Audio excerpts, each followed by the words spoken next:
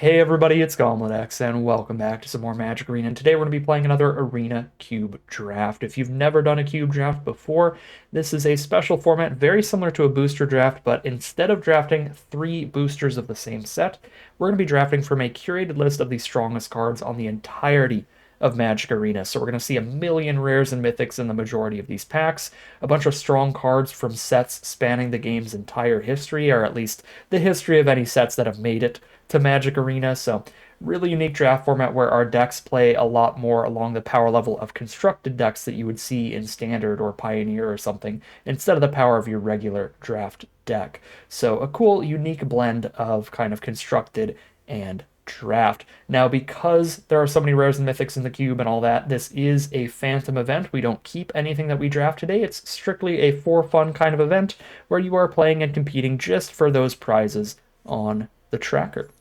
With that whole spiel out of the way, let's get into the event and see where the cards take us today. And here we are for our pack one, pick one. As always, tons of incredibly powerful options and tons of ways to go. I think early in Cube Draft, some of the best stuff that you can do is to stay really open, particularly fetch lands are going to fit into basically any deck you end up drafting because they have put three of each fetch land and two of each shock land into this cube. So there's going to be tons of lands that you can pick up that'll have two land types on each, which means that the fetch lands can grab almost any color in your deck as long as you spend just a few picks on non-basic lands. So even though this looks like a blue-red card, they obviously did give it those colors within the text box there. It can really fit in almost anything, because if you just grab a Hollowed Fountain, all of a sudden your Scalding Tarn can grab a Plains, an Island, or a Mountain, and that's off of just a single shock land in the whole deck, making this basically a triumph. So the fetch land's super, super flexible, almost like a five-color land if you spend the picks on getting those non-basics. So I do like just starting with a fetch land in this cube, because again, there are just so many powerful spells that if we can just take a card that makes it into our deck literally no matter what, I'm going to be much more happier than just taking something decently powerful, because I could easily end up just going a different direction with it. Now, the other thing that you want to take early within the cube is just cards that kind of fit the sort of archetypes that you enjoy, that you're the best at piloting, that you're the best at playing. Because again, there's so many powerful cards in the cube, you can make a pretty powerful deck in almost any color pair, in almost any strategy as well, be it aggro or controlling or anything like that. So try to play to your strengths, take the cards that you think you're the best at playing early, and hope that it ends up open. And if not, pretty easy to pivot in cube, because again, since every card is pretty powerful, as long as you find 23 non-land spells, you'll have a playable deck. So pick number two now. We have a Sacred Foundry, which is a fine card to go with our Scalding Tarn, so that this is now blue, red, or white. Alternatively, plenty of powerful spells here. Counterspell is the most efficient counterspell, so that's a pretty good card towards a blue deck. It's one of my favorite cards in this pack, just for the raw efficiency of it. Nadu is technically pretty insane, but it doesn't really have any combos in this cube. It has like okay combos, but it doesn't have like the Shuko or anything that can keep targeting it for 0 mana and really pop off. I think I'm actually going to go for Counterspell here over the Sacred Foundry as the main competition. Pick three, Misty Rainforest looks fantastic. Just another fetch land here we can put in the deck almost no matter what. There's also a decent shock land here with Steam Vents. Again, I don't know how or why I have the clue artwork for Steam Vents, but that's pretty cool. I do enjoy that. We'll just go for the Misty Rainforest here, though. We could also take Damnation and just immediately try to be like a blue-black control build, but again, love taking fetch lands insanely highly. I probably take them too highly, because I do take them about as highly as I possibly can, because I'm used to there only being one of each fetch in the cube, and now that there's three of each, it's like you're going to have more opportunities to pick them up, but they are still just by far the most flexible cards in the entire cube. So again, I wouldn't mind just taking another Misty Rainforest here.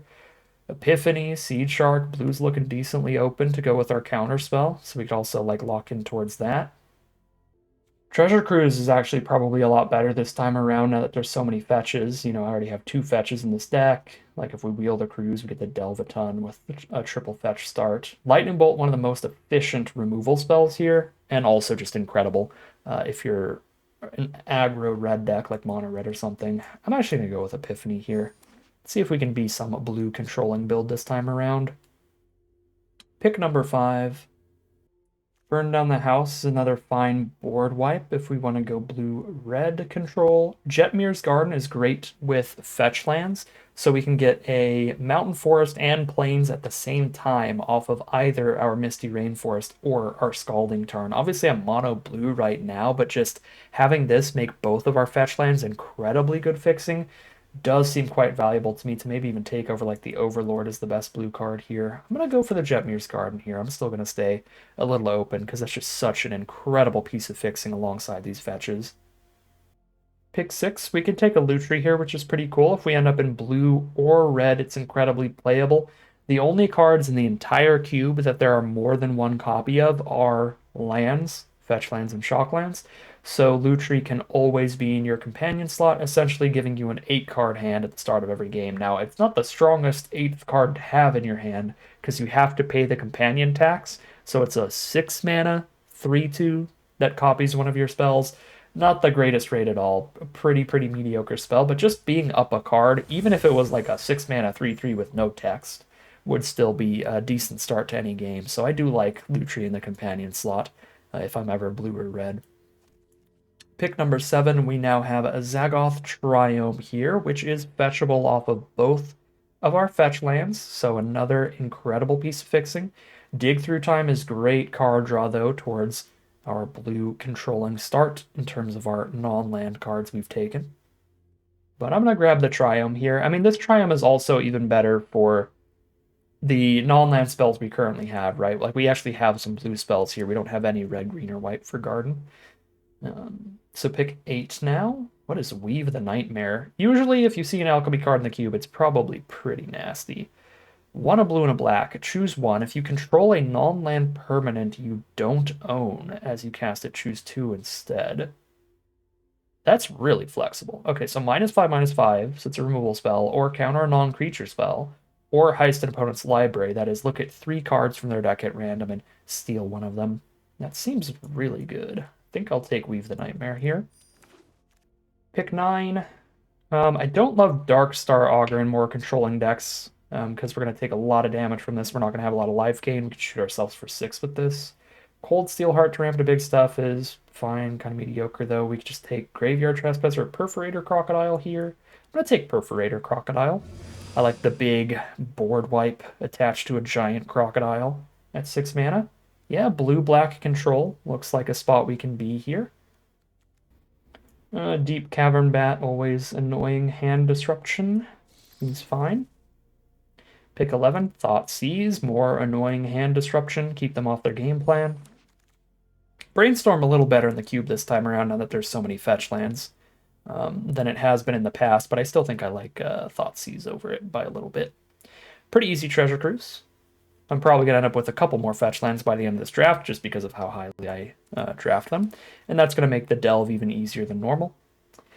These little comes into play tapped always. Surveil lands are really nice when you have a lot of fetches because if you don't need the mana up, you get to just fetch for a tap land and also surveil at the same time, which is pretty great. Play with Fire and Abrupt Decay are both playable cheap removal. Slightly more towards red here in terms of our mana base than black, I think. Or sorry, not black, then green right now. So Pack 2, Pick 1 has a bunch of powerful options. We have 2 different Planeswalkers. Jace Vryn's Prodigy, which does take quite a bit to get it to flip, but it's a really efficient spell. Chandra, Torch of Defiance, which is a little awkward in blue-red, because if we exile counter spells with the +1, it's a huge miss. And then Key to the Archive, which is great fixing plus ramp, and you might get something powerful out of the spellbook, but it is a bit expensive. I think it's one of these 3 spells is my favorites. Chrome Mox is really fun, but it's really good for combo-y decks, and that's not really a thing you can do in this cube. I think I'll try out Jace. We haven't had Jace in the cube before. He just showed up in Pioneer Masters in December, so I haven't really gotten to play with this card ever, because I never played it and constructed at all, never draft with it in Pioneer Masters, so we'll see how well Jace plays here. Pack 2, Pick 2, a couple absurd black finishers here, the Virtue of Persistence is great because you get a cheap removal spell that gains you some life as well, really good against aggressive decks. That also comes with a finisher tacked onto it for the end game. Just slam down the Virtue. So I think this is better than Tybalt, actually. Tybalt is going to win games a little more often when you hard cast him at 7, but he doesn't have the early removal tacked on to help you survive the early game. He is exclusively that 7 mana finisher. Whereas the Virtue, you're doubling up there. You're getting your early game removal and your finisher all off of one spell. So I think the Virtue stands supreme there. Pick 3 Murderous Riders. Great removal attached to a lifelinking body. Brain Surge is great card draw, but there's also kind of the perfect fetch land, a blue-black one here. I'm going to continue being absurdly high on fetch lands. Let's grab Polluted Delta. Pick number 4, Fatal Push with all these fetch lands is going to be real efficient removal. Alternatively, Lonely End, again, if you see an alchemy card in here, it's probably broken. -3/-3, and gain 3 if you weren't the starting player. That's pretty good. I mean, it's basically an instant speed Lockthwain Scorn from the Virtue Persistence. I guess that's not insane. It might be better than Fatal Push. Probably not. There's also Saiba Siphoner, which is really good if you have another instants or sorceries in your hand. You get to cast this for 2. Pick up an instant or sorcery from grave. I think I'm taking that cheap removal, though, over the Siphoner. Pick number 5. There's a Make Disappear for a cheap counter. Inquisition for more hand disruption. Splash towards an Uro here is a pretty absurd card. Gain 3, draw a card, play another land, escape it later. Not the easiest splash in the world because we want double green for it in the late game, but we already have 2 different fetchable green sources that are fetchable off of all 3 of our fetch lands, so we already have basically 5 green sources in the deck. I actually think Uro is genuinely splashable here and incredibly powerful. Plus, we might not even have to splash it, right? We've taken enough fetches and shocks and stuff that if I just cut, like, Play with Fire, we could go just Sultai here and play full-on blue, black, green with enough good fixing. So I'm going to take Uro. I think it's the most absurd card in the pack. Pick 6. Another great Triome here, fetchable off of tons of our stuff. We'll take Rafine's Tower. Pick 7. All the fetches in the world. Nobody likes fixing this draft. Except for me. I like Memory Deluge a lot. I feel like I've taken so much fixing here, I can't afford to take, like, Deluge, but Xander's Lounge also pretty sweet here. I could just have, like, all 5 Triomes. Okay, I guess there's 10 Triomes, right? There's Triomes, and then there's the Capenna ones. But I could have 5 of the 10. This would be my 4th. That's funny enough, I'm going to go for it. I should almost definitely take Memory Deluge, but I'm going to get goofy with the mana base and just splash everything under the sun. Pick 8. Speaking of splashing everything under the sun, we got a Bloodstained Mire. Pick 9. Bonnie Paul. I'm already playing green. Although Once Upon a Time also, if it's the first spell you cast, it's pretty absurd getting cast it for 0. I'm happy to just take another big stupid finisher though. Bonnie's pretty egregiously strong. I kind of like the early value play here now, because now I have the insane Bonnie, Sublime Epiphany, Perforator, Crocodile, Virtue Persistence, even Uro getting escaped later are win conditions. I think I can pass on Tybalt, because now I have quite a few win conditions here, and just take a really good early value play. Obviously, like, the mana to play the early value play could be a little bit rough if green is our splash, but with the amount of fixing that we've taken here, I think we get to go just full Sultai and really work on having all 3 colors early. Prismatic Vista helps do that too, although I don't have much room for more non-basic lands in here, so this is probably going to be one of the first ones to get cut as it only fetches basics out, so I'll actually take Lonely End over it. Pick 13. There's an Inquisition here. We're not aggressive enough for Gutter Bones. Regrower could be okay. I don't have a lot of permanents that go to the grave early, though. It's going to be a lot of instants and sorceries filling up that grave. Sleight of Hand. I'm just not even going to read this thing. Big Alchemy Vehicle. Last pick, Fetch Land. Sick. Pack 3, pick 1. What do we got? So we have, like, Overlord of the Baelmerk and Phantasmal Image as my favorite cards. Bunch of great stuff I'd be happy to wheel. You know, another Polluted Delta, Glissa, Maelstrom Pulse. But these are really good plays. Super efficient, super big threats. Phantasmal Image, just the biggest creature on board. Overlord, the big 2-for-1. Once it unlocks itself. It just keeps getting in, keeps getting damage. I'm going to go for the Overlord here. We pick 2. Pretty happy to take a Baleful Strix here. Blue and black are some of our deepest colors, and this is a great, great play. You get to play it, draw a card, and then trade off into any attacking creature. So you're up a card with this pretty much no matter what. It's like a removal spell for one of your opponent's early attackers that also draws you a card. So love me a Baleful Strix. Grenzo is quite nice as well. If Grenzo was never nerfed, I would probably take it over Baleful Strix here, but with the nerf, I think Strix is a little bit better. Grenzo's super splashable for this deck. I mean, we've got multiple red triomes, so not going to be hard to cast Grenzo. But I just love the raw efficiency of Baleful Strix here. The Grenzo nerf, if you haven't heard, is that Grenzo can only cast 3 mana or less cards that are heisted from your opponent for free. Otherwise, you have to cast. You have to spend the full mana cost now. Pack 3, pick 3. Another triome because it's funny. All of Storm Giants, maybe a random counterspell like Phantom Interference. I'm pretty low on counters. I just have the 1. I don't think I need another random triome. Look at all this stuff. It's not really a random triome, right? Like, it is green and black. Those are 2 of our main colors, but I'm going to get some more interaction in here. Get some more null land cards, because realistically, I've got too many. I have 11 lands right now, so I have 20 non-lands. I need a few more playables. So I don't want to spend the rest of this draft just taking lands. This pack is incredibly good, and I don't know what to take. We have Jace the Mind Sculptor, Venser, Blasphemous Edict, and Commits. I don't have any board wipes here except for like the 1 Crocodile. I think I could use a board wipe pretty bad. I'm going to go for Blasphemous Edict. But all of those cards are really, really sweet. Speaking of really sweet, Ashiok is insane. If your opponent cannot kill Ashiok early, this is going to mill them out really, really fast or just cast their best cards against them. Another really, really absurd card here, and I've got some good cheap removal and hand disruption counterspells to make it harder for them to kill Ashiok early and make it even more of a problem. I'm going to take Ashiok here. Ooh, we just didn't continue getting incredible Dimir cards. Psychic Frog is great. So whenever it deals combat damage to your opponent, you draw a card. So again, really good in a deck with the cheap removal to keep their early threats off the board. You can just attack in with Psychic Frog, hold up all your counter mana as well. This card is stupid good. Take the Psychic Frog. Pick 7, Murderous Cut looks great. We got a good fetch count. We got some cheap instants and sorceries. We got stuff to end up in the grave for the Murderous Cut. And I'm looking for more cheap ways to be blowing up early blockers. And I still need, I think, like 1 more non-land card. Yeah, 11 lands, 23 non-lands. I guess I don't need another non-land card, but I'd like to have a little more choices to be able to cut some of our weakest spells. Okay, pick 8. Liliana the Veil's pretty fine. Fading Hope is pretty fine.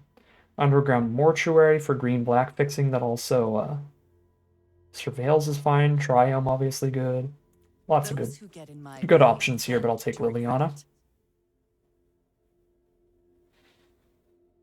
Delta, Maelstrom Pulse, or Phantasmal Image. I guess Collective Brutality is on the list too, but I think I'd just take Pulse over that. I got Fatal Push, Lonely End, Murderous Rider, Liliana, Weave the Nightmare, Blasphemous Edict, Murderous Cut. Oops. I guess I'm taking Polluted Delta. I looked down too much, but that's fine, because it was in the list of the top 3 best cards in that pack, so super, super fine. I guess if I take enough shocks and fetches, Death Shadow might be pretty big, but I think I have plenty of win conditions here, so I'm just going to get a little more fixing here. Just keep grabbing duels and fetches.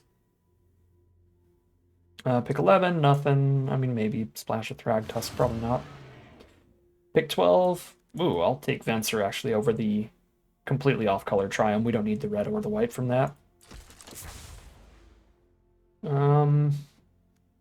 Take the Bitter Triumph here. Still definitely in the market for more cheap removal. I'll play like an endless supply of that. Here's a Kaito. That's technically on color, but you want to be super creature heavy, get that ninjutsu stuff going on. It's just not really for this more controlling build. Hard Evidence could be. It's an early blocker and a clue token. Puts an instant, not an instant, but a sorcery into your graveyard for your delve stuff as well. So that could be moderately playable. I forgot we even had a Lutri. It's kind of sick. To cut 5 cards here. But I like everything. I want to keep all of the really cheap removal, I think. The 3 mana removal is a little more expensive. Like, sure, it can be a 2-for-1, but I think I have a lot of just fine card draw to not need the 2-for-1 removal over just more efficient removal. What else can we cut here? Triple black might be a little difficult. I mean, probably not when the mana base looks like this. I got a Fable Passage too. I don't remember that. But yeah, the basics can just be blue, black, green. We're golden. And then Fabled Passage is any color we need to. It's a 2-mana counter. So Hard Evidence feels a little filler. Sleight of Hand feels a little filler. But they help dig to something maybe important. So, Jace. Draw a card, discard a card every turn. Once you have 5 or more cards in grave, flip Jace. Then you can flashback something for -3. You can reduce some damage for +1. I mean, this seems pretty good in a deck with as many 1 and 2 mana instances we've got. It'd be slightly difficult to flip. It really shouldn't be, right? Like, we're casting cheap instants and sorceries. We're drawing and discarding cards off of Jace. We're cracking fetch lands. We can fill the grave for this. I'll try it out for sure. Never played it before.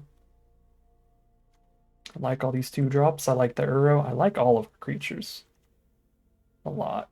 So I guess, yeah, Murder Strider, Sleight of Hand, Hard Evidence. 2 more cuts.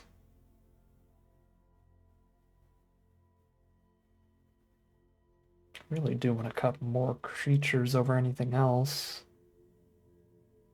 But they're all good. What is the creature or planeswalker count for this Overlord? If I'm cutting another creature here. 1, 2, 3, 4, 5, 6, 7, 8, 9, 10, 11. 11 is slightly more than 1 out of every 4, but we could definitely miss. More likely to miss than most decks, I think. Maybe we actually cut this Overlord. I think we have enough efficient spells, especially considering this is Delve as well, to go 16 lands. So I could just cut Overlord in a land. I think that's reasonable.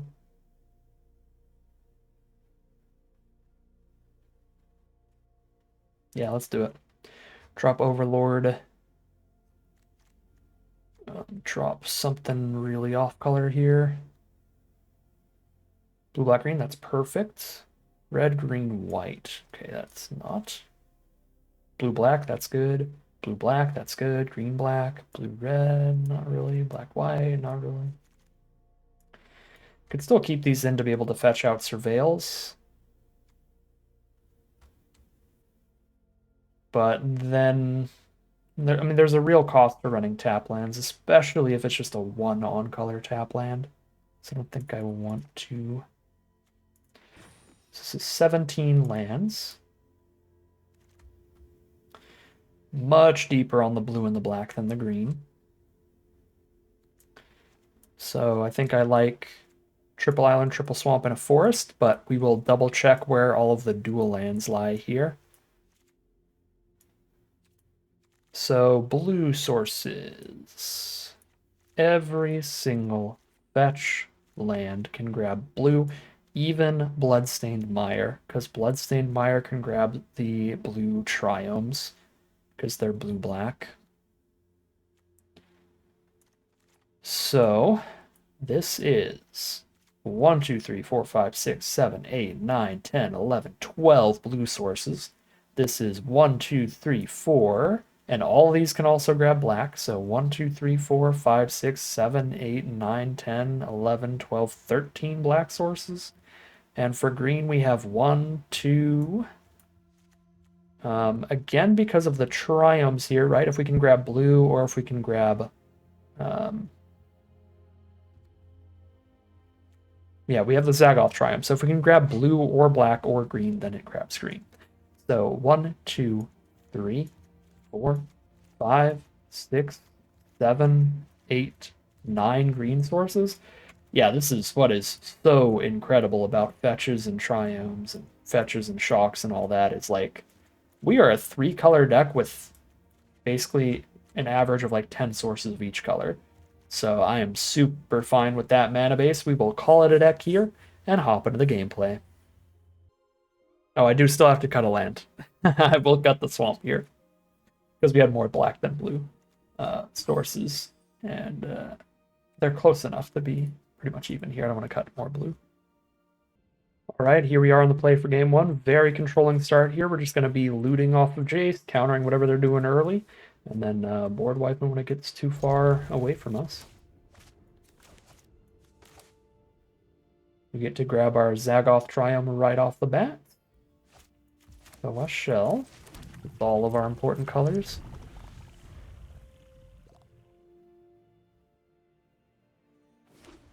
Playing against a white deck. Some great aggressive white and red cards in the cube, so I'd be pretty scared if they are Boros, and it looks to be, as they start with Ruby Collector. Pretty happy to have the Blasphemous Edict in the opening hand for this matchup. There's Zagoth Triumph. Find Mosswood Dread Knight. That actually seems pretty decent here. Get a little bit of value.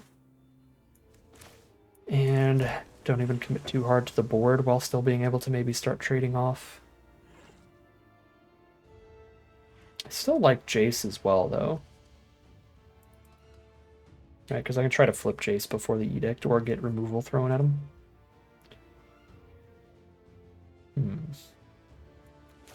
I think I'm Dread Knighting, though. I'm just going to be stopping damage here. Right, any trade with the Dread Knight is good, because then I can just draw the card off of it next turn. Bitter Blossom. That's pretty good through an Edict. There's Thoughtseize. So I can Thoughtseize and still counterspell them. Scalding Tarn. What can you grab that's untapped? Don't believe we have a good untapped shock for a Scalding Tarn. Yeah, Overgrown Tomb is our untapped dual land, so we'll have to Scalding Tarn for an island to counterspell here. Rough, but I think the mana base is fine enough for that.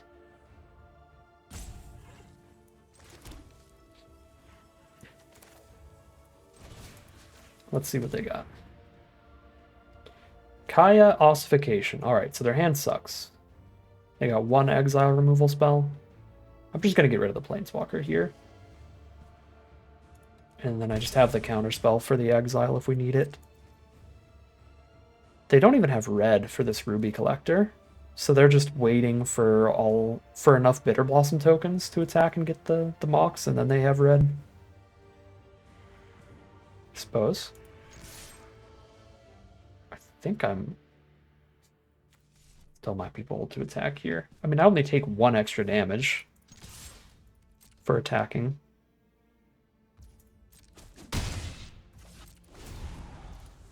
Okay, so my one issue here is that if I do crack this land for an untapped land to interference or counterspell on the ossification, then I don't have double black.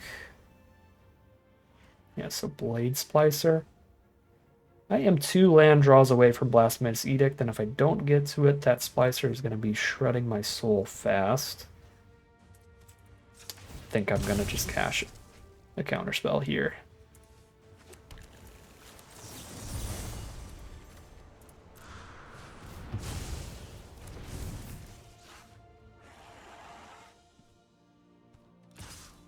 Still really worried about this Bitter Blossom. It's pretty good against the board wipe. Okay. Did not hit a land here, so I can't play Jace and hold up counterspell. I do one or the other.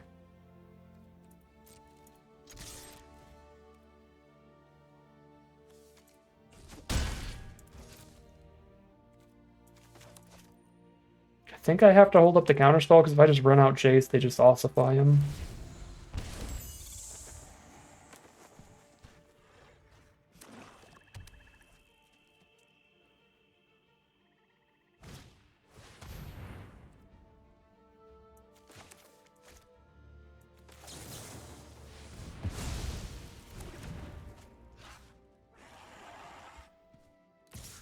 They can get their Mox next turn, but it goes into their hands. They won't even get the buff.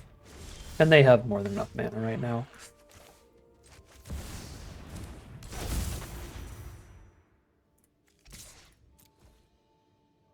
Come on, Jace, find me mana. Please. A really, really good position if we find mana. Or if 13 creatures go on board, I guess. That works too. But we're not even halfway there. Alright, here's land 4. 5 cards in grave. If I use Jace, I do flip him. Give somebody -2, -0. Have some of the damage go towards Jace instead. I do not mind that at all. Perfect, we hit a land. I think Liliana says goodbye.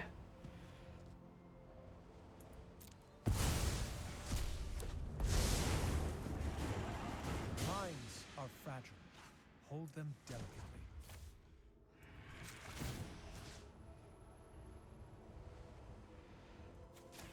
Do it there so that one can't crack back at Jace. And they can't double block kill Dread Knight because they're pretty low too. Hit me for 3 maximum. I think I'm still attacking them.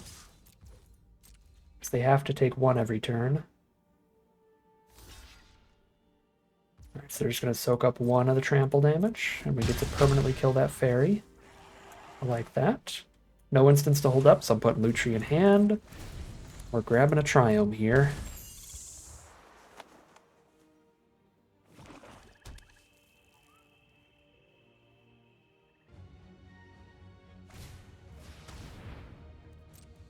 A little bit of card draw from Maze Mind Tome.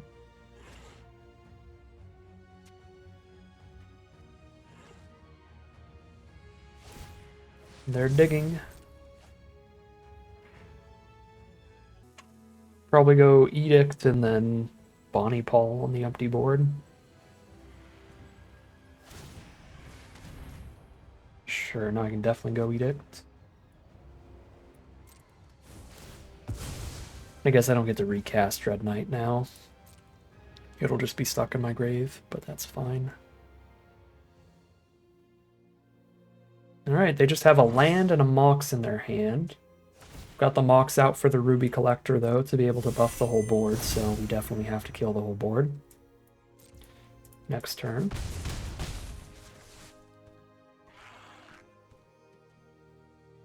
But then we just sit behind Jace and watch the Bitter Blossom ping them out of it.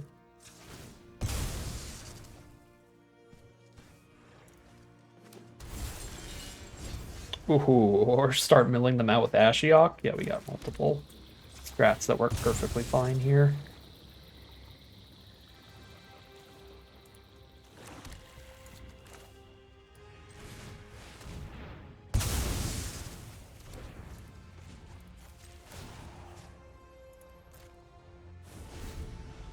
I have a lot to think about. Oh, Jace has a genuine ult as well. A 2-drop that has a legit ult. Whenever you cast a spell, target upon a mills 5. So you can even get towards that ult. I mean, they'll probably die to Bitter Blossom before that. They're at 4 life right now.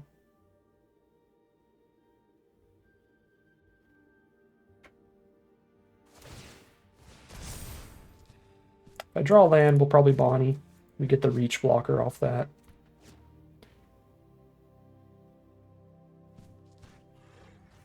But if they can't blow up Jace, we do get to shut off 1 fairy every turn. Stops some damage. Oh, they have 44 cards in their deck. They're the anti-mill plan. I didn't even notice. They're on a full 60, probably.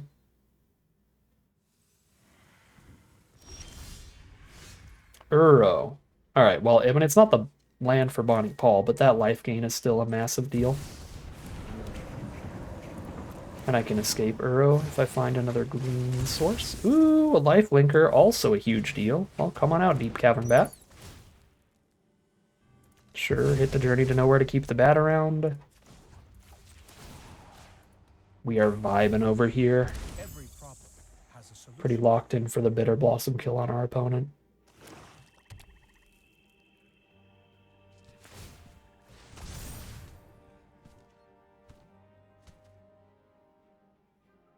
I guess I should have fetched for Overgrown Tomb, but I really didn't want to shoot myself for another 2. At the time, I didn't have any life gain in the hand, but then just immediately hit a bunch. Could Thoughtseize them off Jace. I think I'd rather just get to that ult here. I love learning. Can Inquisition them and see what's going on. Still play Ashiok. Like, since I don't have the Bonnie mana anyway. Land, sure. Here's Ashiok. Your mind is an empty canvas. Did we just hit 3 spells? We really did. Well, okay, Mutavault's a land, but... Creature land. So all cards from all opponents' hands and graveyards. Okay, Ashiok doesn't have the craziest ult for limited. Because in limited, by the time you're ulting at Ashiok, they probably don't have any cards in hand anyway. But just the +2 is insane in limited, so... That's already fine.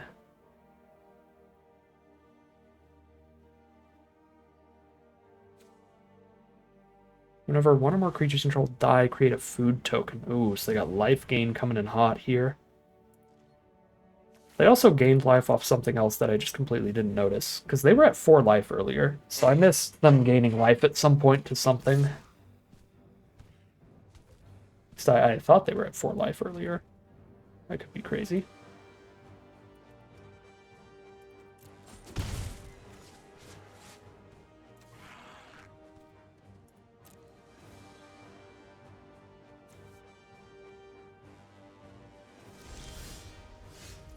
There's the Bonnie mana, that's huge.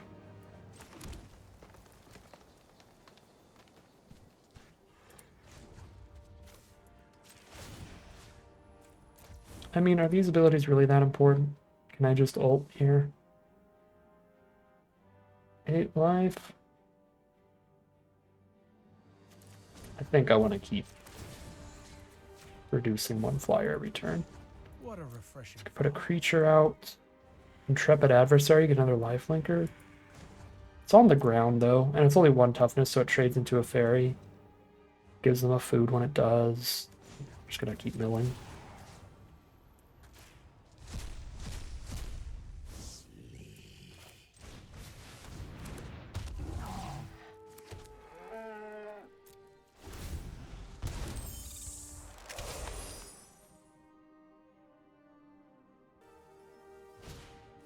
Beans Reclamation, reanimate Blade Splicer.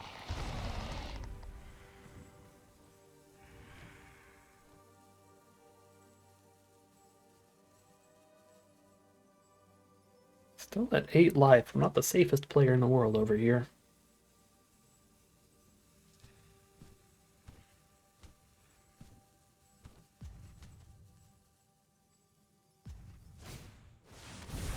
Reclamation and Ossification. Exile Bonnie. Yeah, that's not good. Probably gonna have to Blasphemous Edict instead of ult then next turn.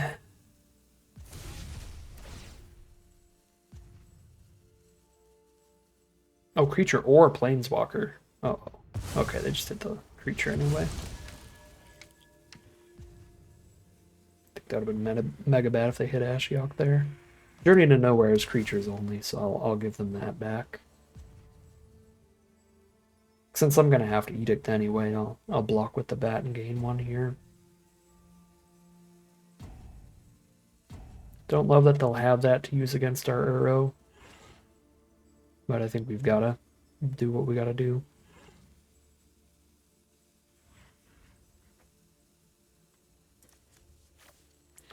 Get a Liliana post-board wipe. Feels the safest.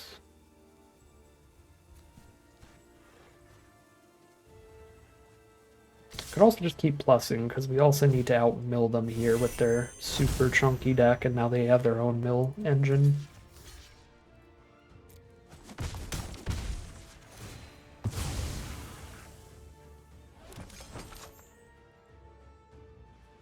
They journey this this ox, I'm really happy. Let's go. So we got the journey out of the way, so that can't hit Uro. So now I can just edict and then play an Uro.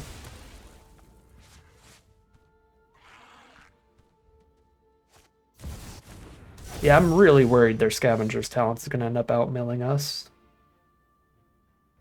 So I think I'm going for damage instead of mill, because they're going to be down to 4. No, because they've got the food token production.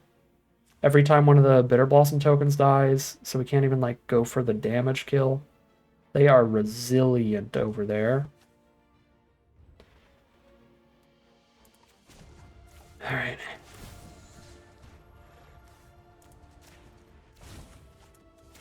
I see how all this connects now.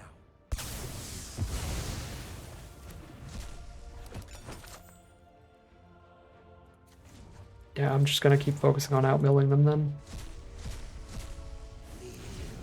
Darkness creeping in. Just gonna be hard because their deck's so big. I have 17 cards left and they have 29 left.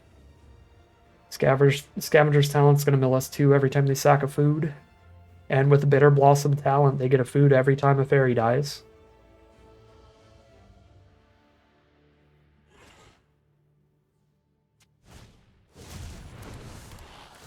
Oh, double Vine Lashers. So every land they play pings us for 2 now, too.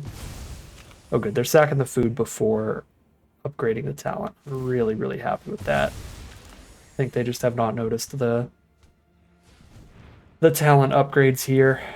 So, very, very happy we did not get milled 4 from those foods.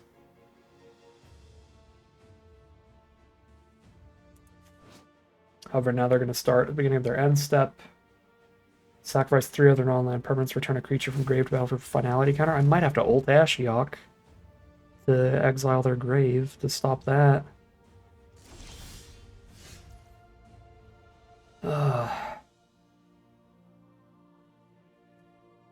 God. Okay, I can't ult Ashiok this turn regardless. So we plus again. Oh my god, I found a Tybalt. I can't actually put a Tybalt out with Ashiok. It's just the Valky, right? Maybe you can. Maybe you get to pick the side. I would assume not, though. Do I have anything that can clear out Scavenger's Talent? No. Venture it back to their hand. But then they just replay it and redo all the stuff. I guess once they set it to level 3 before they go to the end step, so put a stop on their second main. Do this at the end of the second main, before that trigger goes on the stack. Did I manage to do this and Venser? No, I'm 1 blue mana off from doing both of these.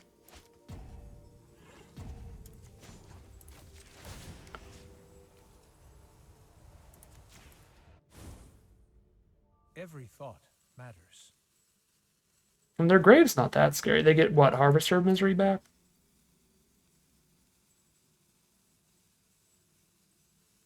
But they get to sack like a token, get another food. When they sack that food, they mill me again. It's the mill that's the problem.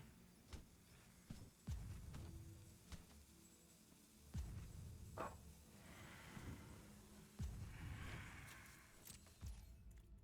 think I'm taking the hit here to Venser.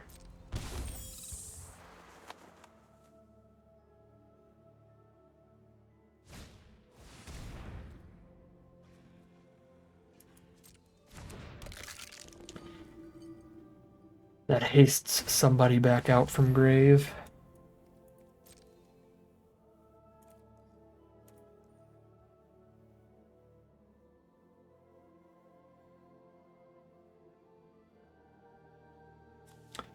1, 2, 3, 4, 5, 6 to do the full thing. 1, 2, 3, 4, 5, 6. They have the mana to do all three, so I can't do it like mid-combat here.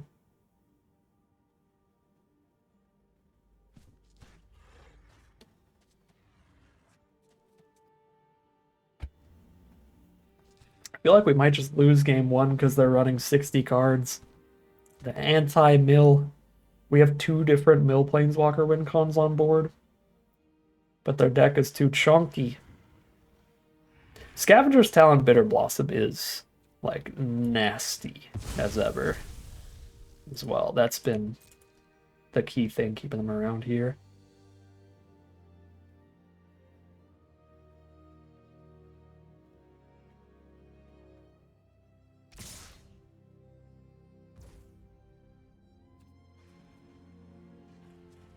Kill both Vine Lashers. But then they get a Scavenger's Talent trigger, which sacks 3 permanents, which mills me 6. Puts me to 10 cards in deck. I cannot survive a Scavenger's Talent trigger.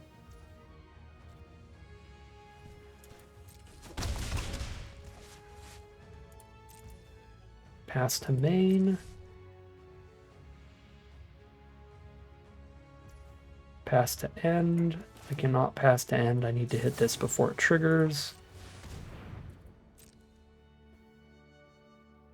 Which they might be able to just keep just fully recast here. Because I'm trying to do this like when they pass to end, to where they don't have priority to play stuff in the main anymore. But I don't know if I can do that. Okay, I can. Cool. They couldn't cast it. Full control, get out of here. I don't care anymore. Weave the Nightmare, that's pretty good. Counter target non-creature spell. Oh, baby, that's lucky. Oh, that's what we want to see. Oh, I can just also exile it from their hand with Ashiok here. But now that I have the counter spell, I can do this and hold up the counter spell. I've got a life gain from the Uro. Yeah, I'm gonna mill. I'm gonna mill here. Life gain, hold up the counter spell.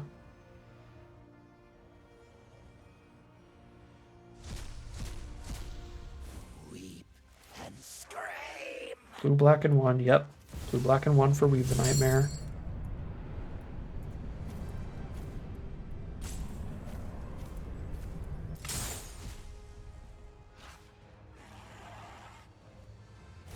What a draw. Alright, gain a few life. Draw a card. Perforator Crocodile. Quite decent on this board, I would say.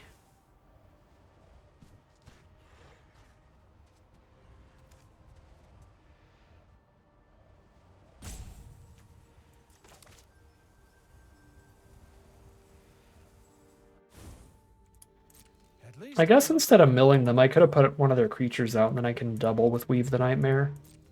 It's probably actually better. Like, I'm still in that mindset, like, I've been so scared by the Scavenger's Talent. I'm still in the mindset of, like, I need to mill them faster than they mill us. But it's like, they're not going to mill us again. Scavenger's Talent is not coming back, so I should go for full value.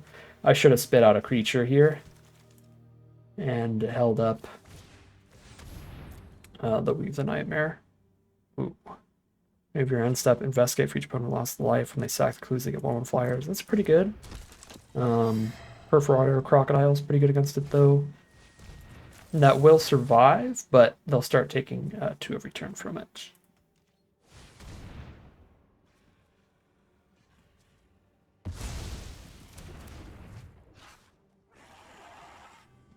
And it won't have Death Touch anymore. So they are going to adapt the Emperor and throw something at our face. Oh, they didn't have a creature to throw at our face yet. So they're just making it bigger. I guess I could recast Weave the Nightmare from Grave with Jace.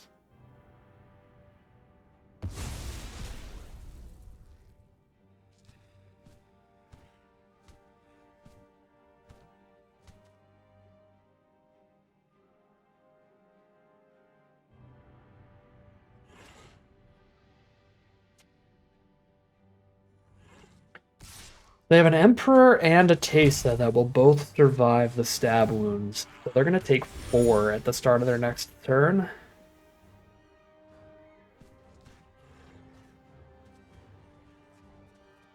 Five because of Bitter Blossom trigger 2. Yeah, I think we just have a genuine damage-based lethal plan now.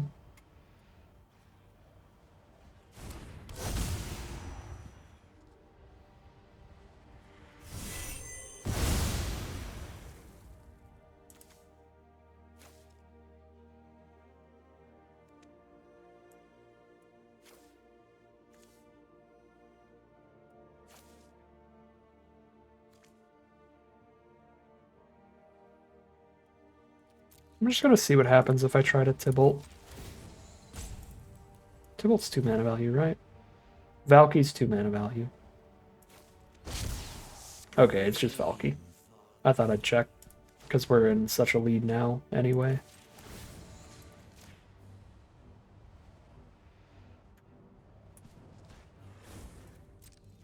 Knowledge is a skeleton key.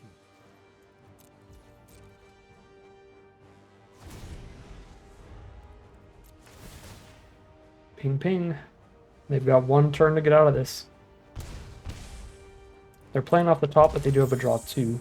They draw 1 for turn and 1 from a clue.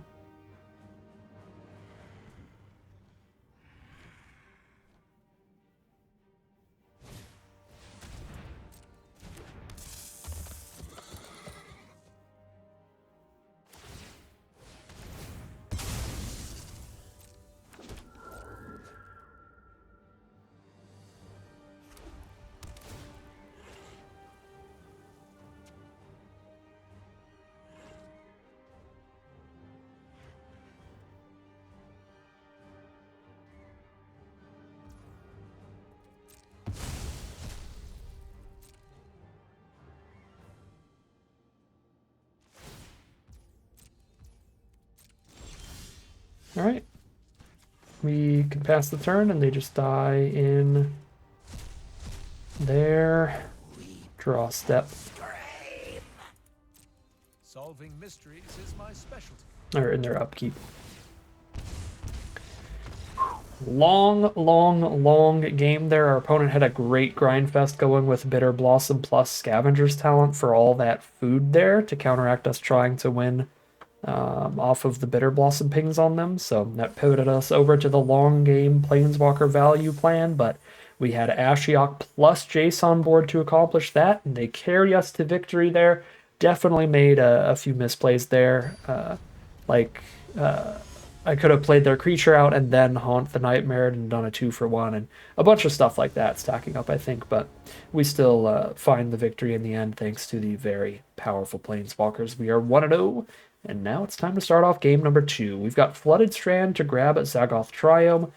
Again, with the amount of fetch lands we have and having that pivotal Zagoth Triome, we could start almost every game with all 3 of our colors. Just turn 1 Zagoth Triumph consistently. There's a Ruin Crab I definitely need to kill immediately. I'm going to Flooded Strand right now before that mills me at all, so it doesn't have a chance of milling my Zagoth Triumph. I am revealing hidden information to my opponent. Technically, I'm letting them know that I don't have a 1-mana instant in hand, but I don't mind. Mills Land Inquisition of Kozilek. And here's Dark Confidant from our opponent. I think I'm more scared of Ruin Crab, but it doesn't kill me very fast, whereas Dark Confidant immediately starts giving them value. So I think I need to Virtue the Confidant and Fatal Push the Ruin Crab later. Plus, the Ruin Crab is filling my grave for Virtue of Persistence. So, can be our friend for a little while. And there's Fetch, mill 6. 1 mana, mill us 9, and make us discard a removal spell. Pretty efficient card.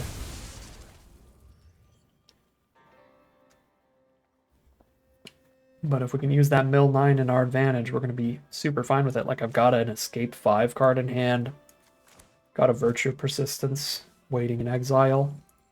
Need them to stop milling my lands, though. 2 lands, 1 spell. Our land ratio gets worse and worse. These are not great mills, because they've hit 4, 5, 6 lands from us. We are halfway through the deck now, though, so that's 8 of our lands are gone in the top, basically 20. So the bottom 20 have 8 more lands. So yeah, half our lands, half the deck. That's actually a perfectly reasonable ratio. Okay, so I can Rainforest for... Did they mill Overgrown Tomb? Oh my god. They milled Overgrown Tomb, so I can't get an untapped Black Source off of Misty Rainforest. So I can't play Fatal Push and Deep Cavern Bat. Play it in Treasure Cruise. I guess it's probably Fatal Push plus Treasure Cruise. I'll play the Rainforest first in case they have the counter unless I pay 2. So I can pay for that.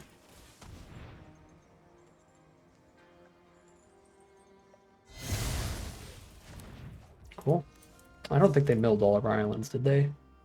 They milled 1, but I've got 3, I think.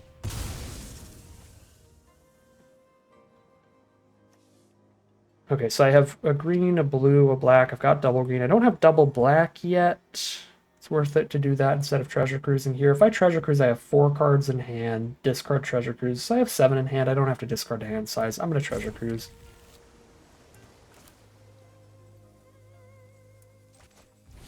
Delve 6 cards. 1, 2, 3, 4, 5, 6. Oop.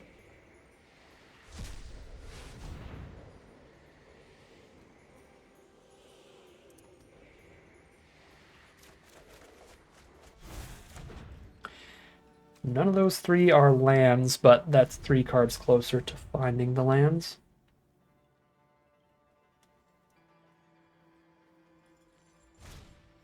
Unearth on Ruined Crab. God. Come on now. I swear to God, I'm gonna weave the Nightmare this Ruined Crab and they're just gonna play Reanimate. Oh my god, dude. This one Ruined Crab has already milled me like 21 cards.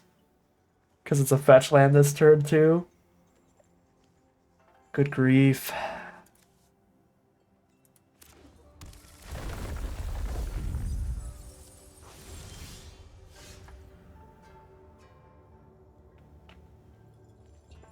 Did not draw land here.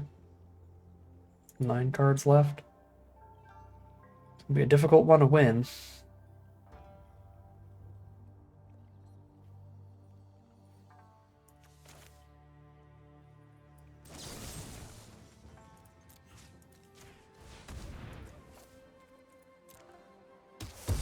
I want to put the Irwin Grave so that if I hit 1 more land, I immediately have a 6/6 to start beating down with and try to end the game fast.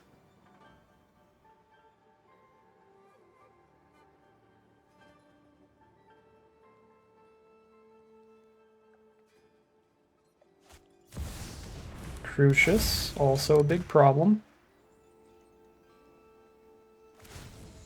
Sets up their cards so they can discard lands and get guaranteed spells over and over.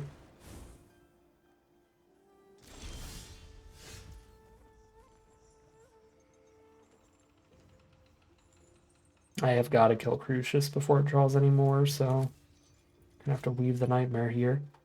I can do it in their when they move to their end step though. So I have a counter up until then. They're also Grixis, so it might be worth killing it before they could have counter magic up. Because they have double blue. I'm going to hold up the counter spell here.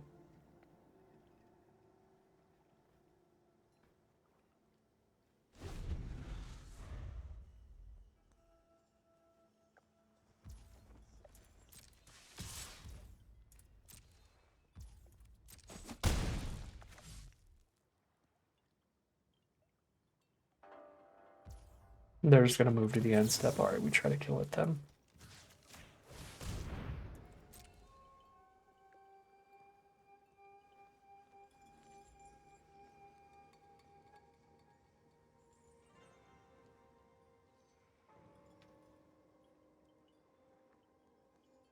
Come on, land.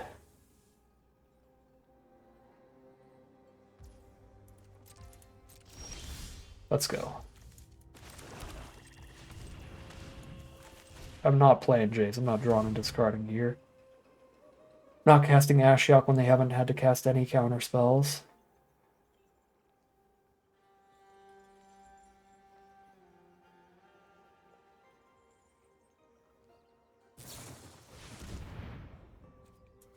Yeah, I do have to counter that. 5/3 flying hexproof. Means I don't get to hold a counter up, but I get to Cavern Bat their next threatening play.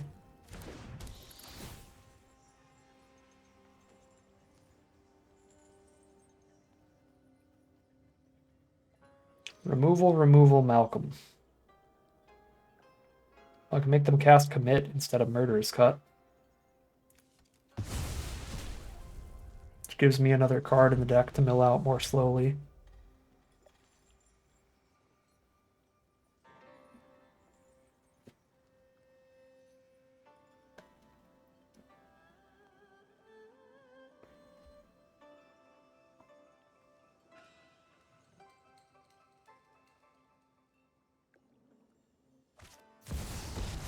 Liliana off the top. Nobody knows Dominaria's shadows like me. Sacrifices must be made. That is pretty good. They just commit our Ashiok here. Murderous Cut our Dread Knight. I have 6 cards left. I just got soloed by 1 copy of Ruin Crab. When in cube. Crazy things happen. Finally, a world that appreciates my talents. Just surrender. And if I flip a Jace, I have a million cards to flash back. The problem is I have to draw another card to flip a Jace. Painful. Is there anything in my deck that shuffles stuff back in? Not in the deck, but maybe in the discard. There's not. I have no counteraction to mill. Even if I get flashback going with Jace.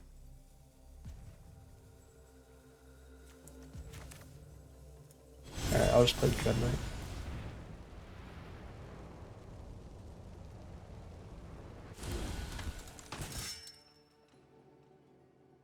This is not a May ability either, is it? Yeah, whenever you attack, draw a card, period.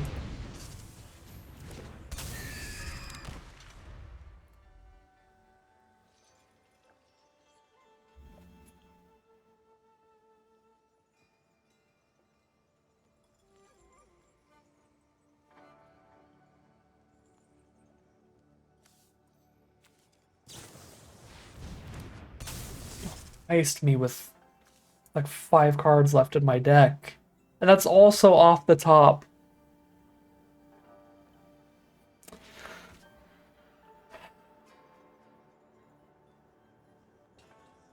There was all my spells left, by the way. Pretty much. They get a Blasphemous Edict and a Perforator Crocodile, probably. Neither of those have been milled yet. I mean, their highest choices are going to be just all of the spells left in the deck each time, so they can literally just pick Edict Crocodile here. There's no chance we aggro them out. The lucid are exhausting.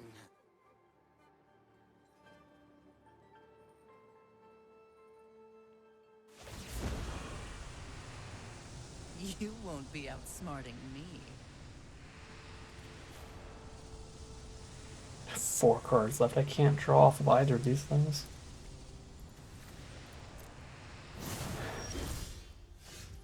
They didn't pick Blasphemous Edict?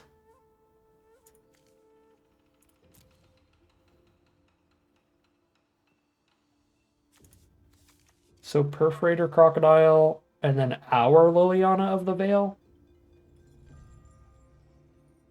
Couldn't be Psychic Frog. Yeah, the only spells left are Crocodile, Liliana, Psychic Frog, so they have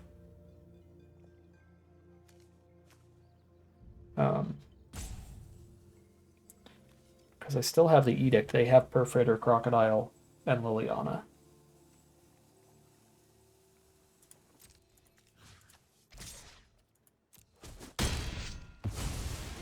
So we do that, and then they're gonna Liliana our Dread Knight away. Feel the darkness creeping in.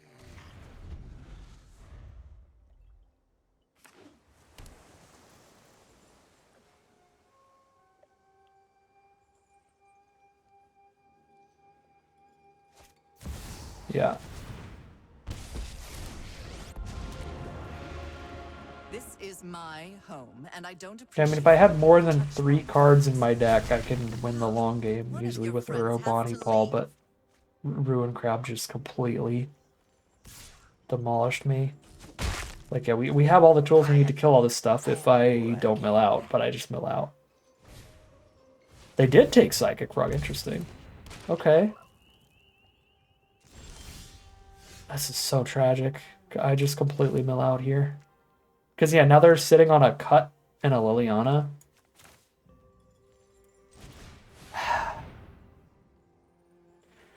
Ruin Crab too strong. My 2 lands that I need for my 7-drop, by the way, are the bottom 2 cards in my deck. The last 2 cards in my deck are both lands. This game is just a comedy of not a comedy of errors, but just like a comedy of, I don't know, wrong place, wrong time.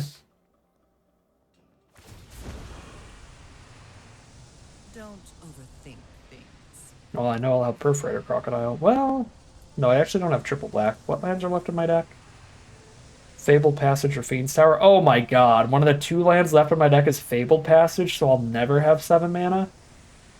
That's so funny.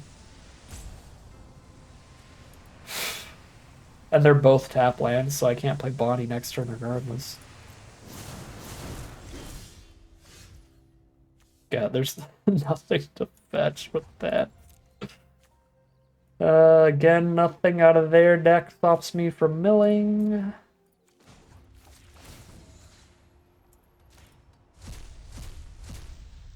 Dash of panic.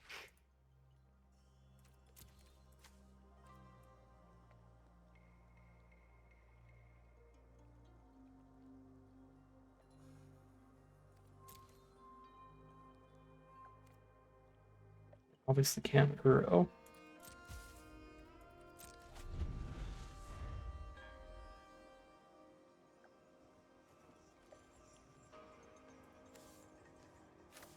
Tameo.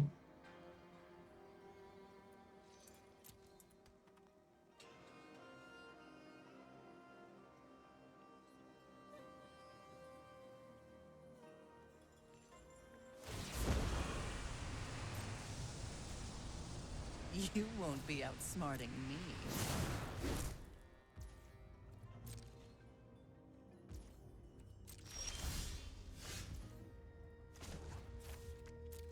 Followed by Ruin Crab it is. Again, if it weren't for that one Ruin Crab, we win the long game here handily the way this game's played out. And I even almost outmilled them, not fast enough though. I guess if we killed Ruin Crab instead of Confidant turn 1, we would have got there, but I don't think that's the right play at all.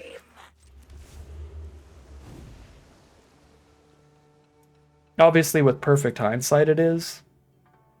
Right, that we knew now that they had the Unearth for it and the double fetch with it. But Dark Confidant just immediately giving them a 2-for-1, going even deeper from there if we let it stay around. It's the more important card to kill immediately, and if you just kill a Ruin Crab like the next turn, you still usually stop it from doing enough work to matter, but obviously our opponent had one of the 2 reanimate spells in the cube. Unearth and reanimate. Ah, I did not enjoy that at all, Arena. They had 4 cards left there. All right, Ruin Crab, OP, 1-1 heading to game 3. Here we are for game 3 on the draw.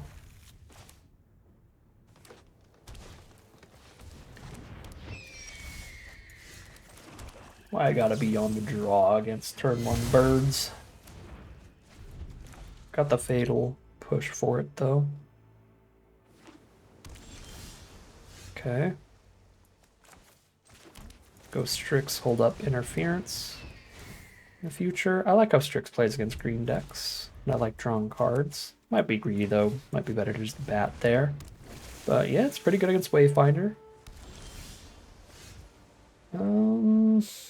I'll hold up Phantom Interference now, because turn 4 I can play the bat and still hold up Phantom Interference.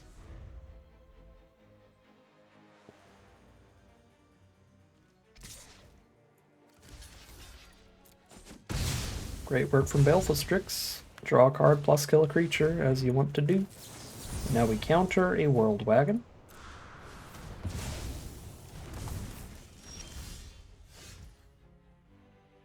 Suppose I'm holding up Weave the Nightmare here. Since I don't have the 2-mana spell to hold up anymore.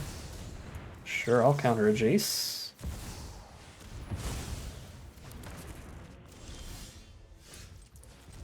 See what's left in their hand. Venser, Blowout, Nissa. They don't have double green for Nissa yet. They bounce our bat, draw a card, or bounce our bat, get a 2/2. And then they get the other card back, whichever one they cast. I guess we make them spend more mana to bounce the bat. Awkward. So I Fabled Passage for the green for Bonnie. Could also Treasure Cruise the same turn. That's probably worth it.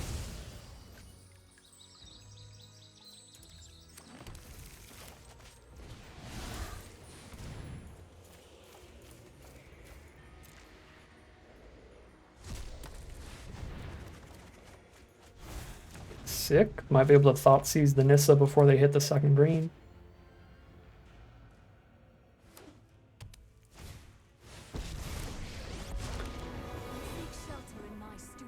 Why did I open my mouth? Good draw's good. Down to 17.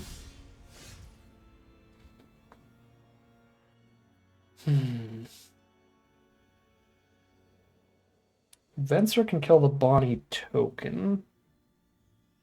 But if they bounce Bonnie, that's just good for me.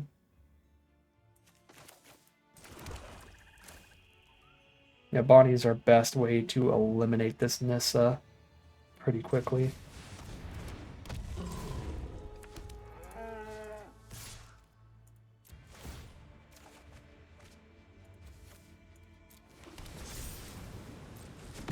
Talk of peace.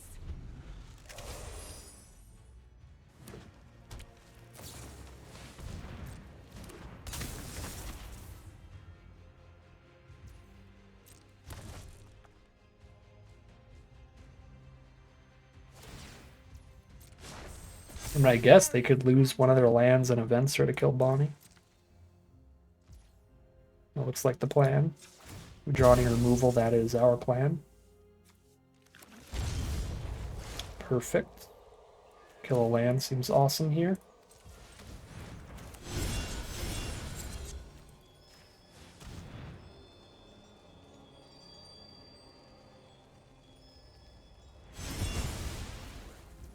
You can kill Bonnie if they lose their whole board.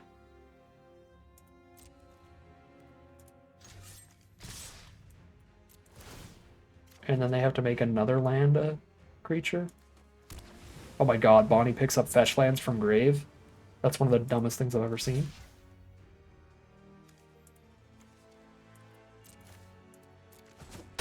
Yeah, that's a good trade then. If she also picks up fetches from grave, like, my lord. Alright. So now they have to start turning one of their only 4 lands into creatures, which is really rough for them. I've got Counterspell up here.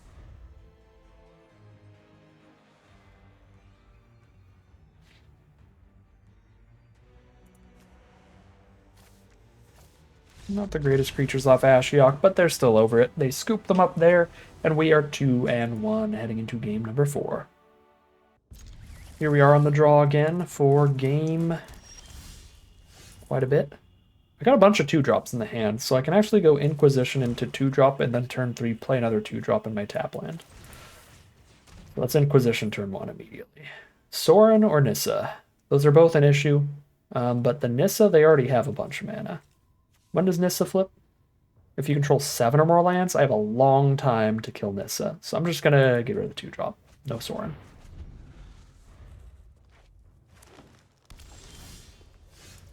There's a Venser.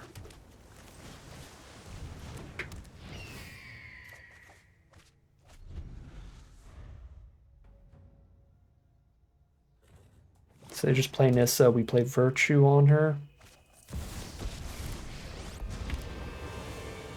A fight? And you think Second Liliana off the top of the day. Let's go. off you go?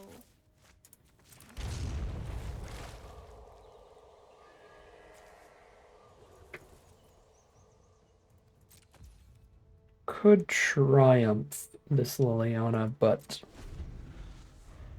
don't think our opponent really wants to discard a card right now either. Actually, no. Yeah, they're picking up an extra land here. I should bitter triumph the Liliana.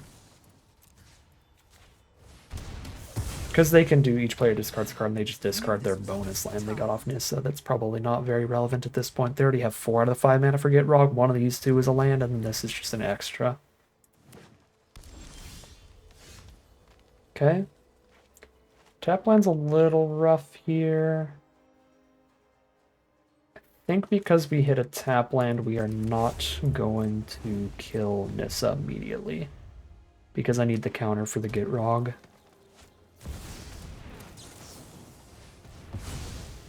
If I had an untapped land, I'd be really happy because I can do both of those things. We can kill the Nissa and then still have the counter up for Gitrog. Okay, now I need to kill Nissa before she flips.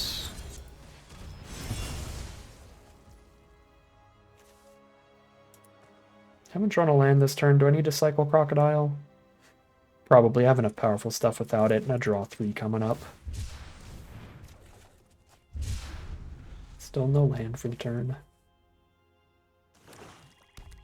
They play land 6, drop a Whip of Erebos.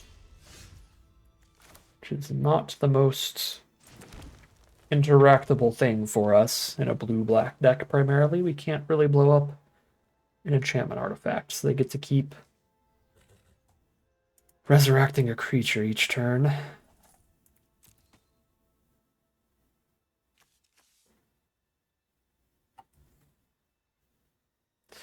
Can Venser the Whip back to their hand if I draw into a counter spell. 5 cards engraved for Treasure Cruise. Can Treasure Cruise for a blue and 2.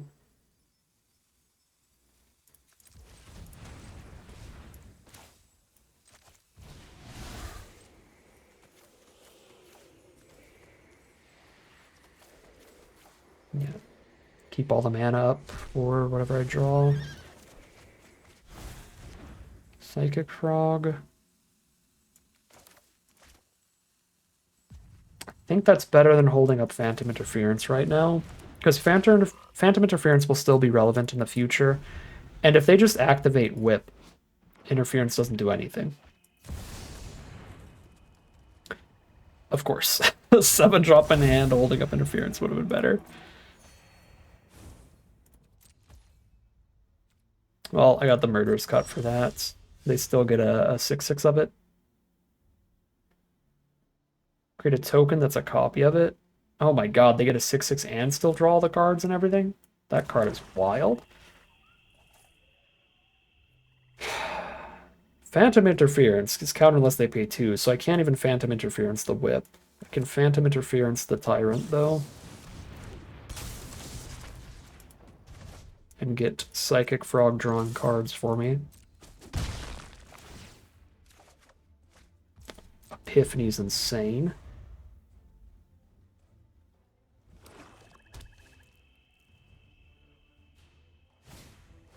Creature of the Schism. They're playing around Phantom Interference here, which is rough for us. Just jam with Get Rog here, I imagine.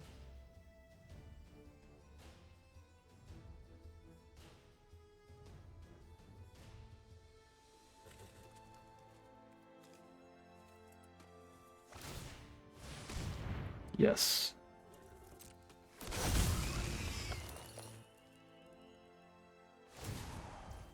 Oh, it saddles too. What does the saddle even do? They could sack that to draw two. Okay. I mean, they lose the Preacher for that. Or the saddle just doesn't do anything, really.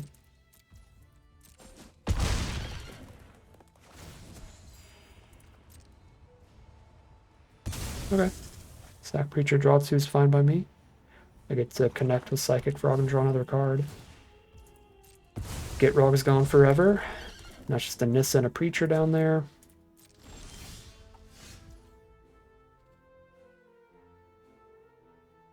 I mean, I have to hold up Epiphany.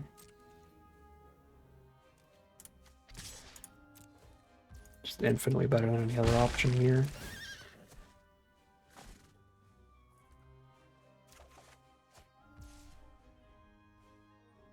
Could play a 1-drop.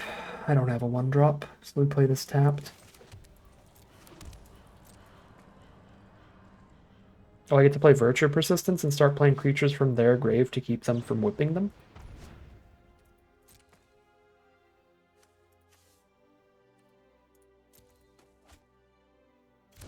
I mean, this all relies on me surviving. I am at 11 right now.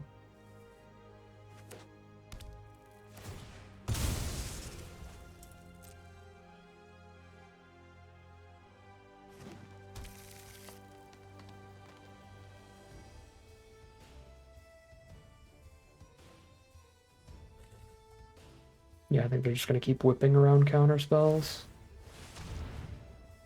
Sure. Just 2 damage here.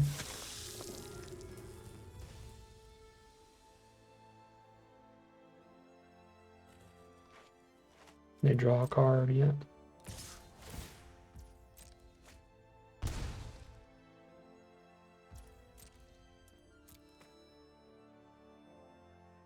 They will run out of creatures in grave if they don't cast anything.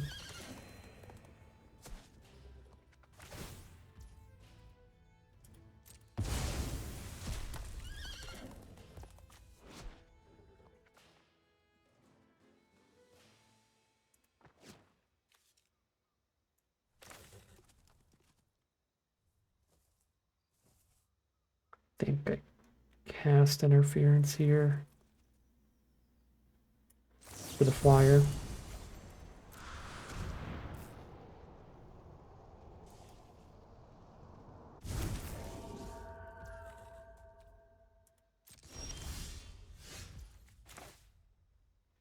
Now I can play a 2-drop. They have a 2/2 or a 1/4 to attack with, so my 3/2 blocks anything that they send in with whip, so I can attack all. Play the 2-drop.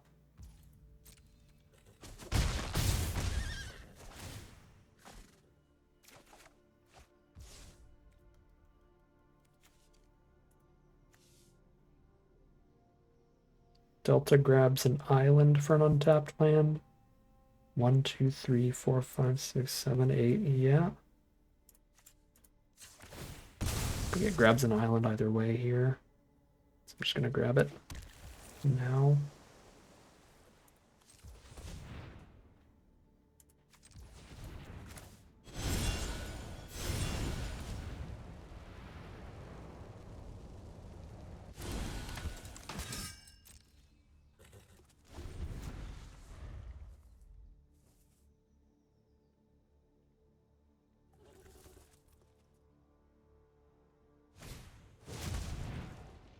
kicked Vine Lasher.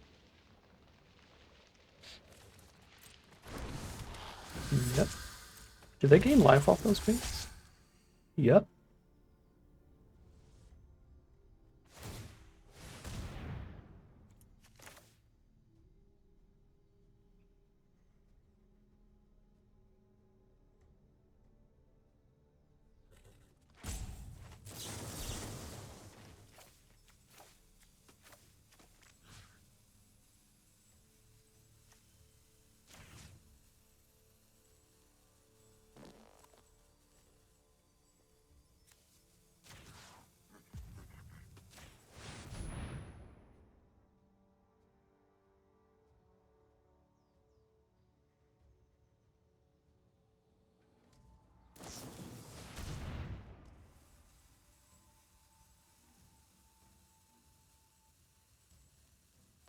They heisted. Oh my god. I'm like, where'd the blue mana come from? Oh my god.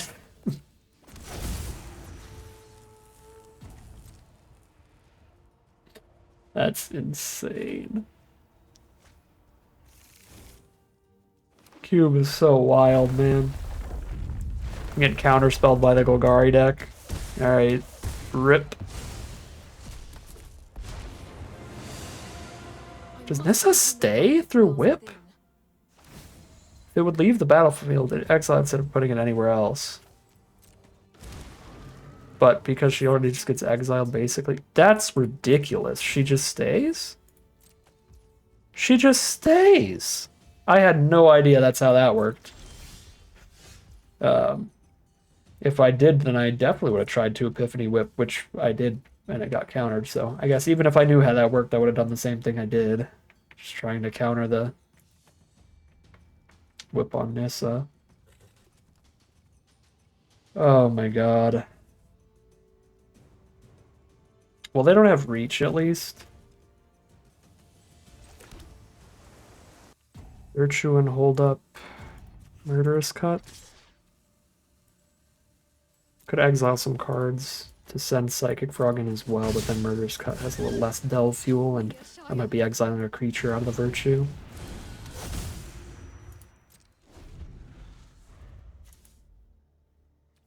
Okay, I have no creatures in the grave anyway.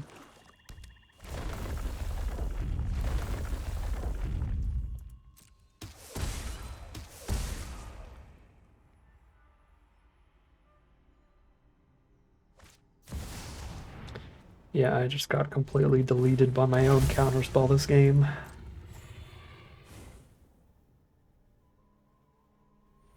do have 16 cards left. If I can somehow survive a little bit. Oh my god, the Nissa goes right back to the grave. There's not even a point in killing Nissa, she just stays no matter what. Okay, they picked Sorin, but they're gaining a million life, so Sorin stays. And then Sorin just kills me with the -1. Jesus. Okay. Whip plus flip Planeswalkers is completely broken. That's good to keep in mind for the future. Yeah, wild, wild deck from our opponent. Technically, if I knew exactly what was in their hand, then we could have won that game, because I think if I had the counterspell for the Vaultborn Tyrant that one turn, we would have got the kill. That was a really, really pivotal turn that happened, and I had to bounce it, and we were playing around with that thing the whole time. If we had the counter up there instead of Psychic Frog on board, I think that was the most pivotal play of the game. But yeah, our opponent just got to the point where they could do absolute nonsense here, so 2-2 it is, heading into game 5. Here we are for game 5. Great opening hand. Grab the Triome. Start off with Psychic Frog to start drawing cards immediately. Hold up a Weave the Nightmare. Drop a Bat once I have the mana up to do that with other stuff. Gutter Bones starts things off from our opponent. Here's Psychic Frog.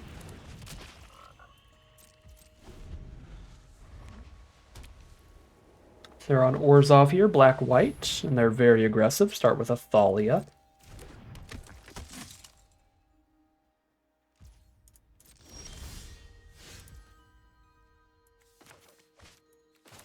Fatal push the Thalia. Draw a card and drop a Triome.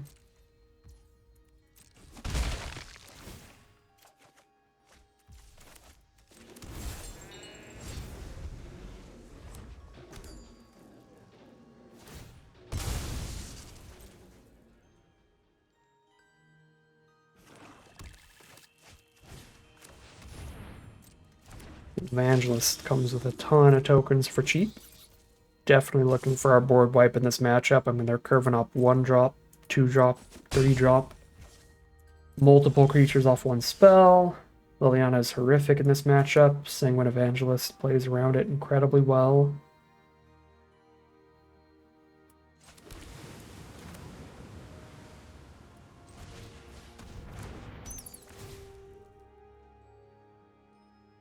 Oh my god.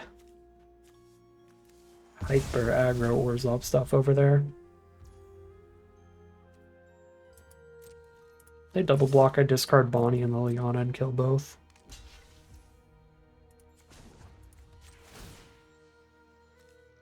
I think Liliana's bad enough in the matchup to just discard her here first.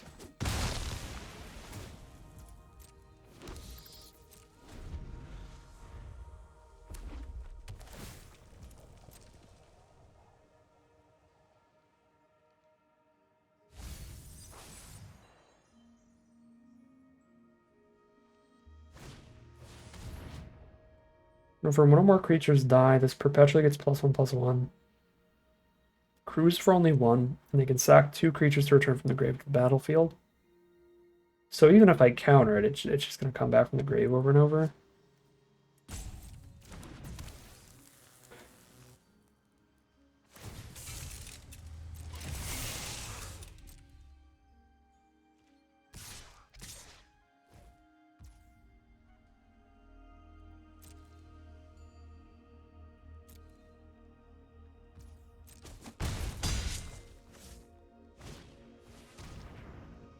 Another card that comes back from the grave over and over. A good card to sack the Soul Shredder.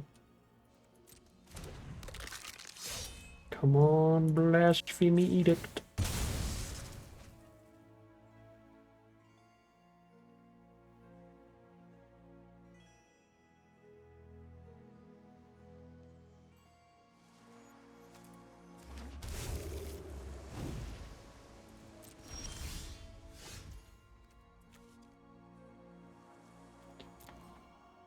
Treasure Cruise is a blue and 3, so that costs all my mana, and then I don't get the hold up, weave, and counter spell.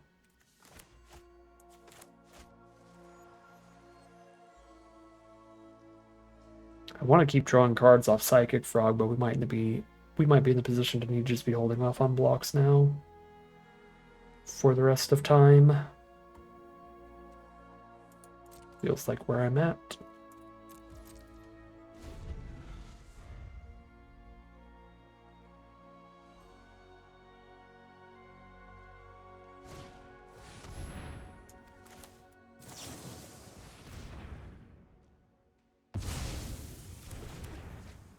Adeline's a great counterspell target. Very scary threat that doesn't do anything in the graveyard.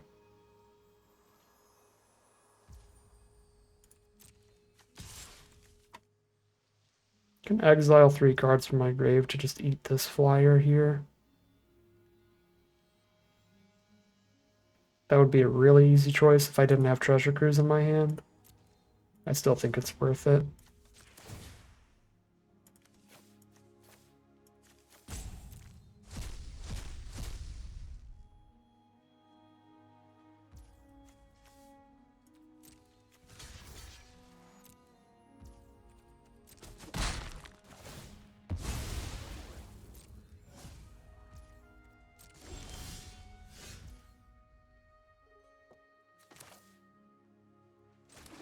One mana away from Bonnie.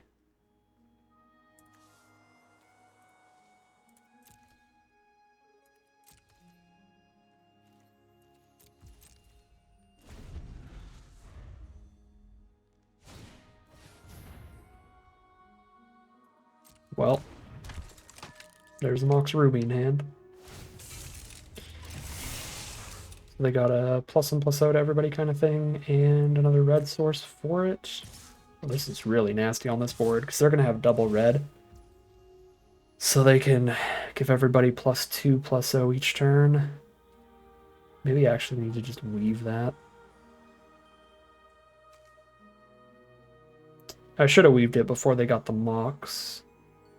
But I couldn't weave it before they buff everybody regardless.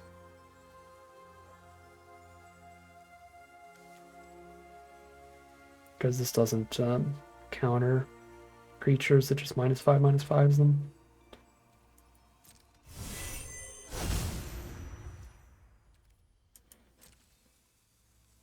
+1 +0 right now.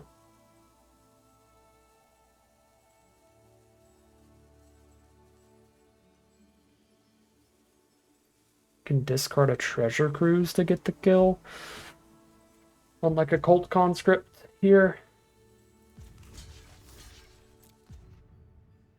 A little rough, but I'm between a rock and a hard place here. It's under way too much pressure. My life total is insanely low after this swing.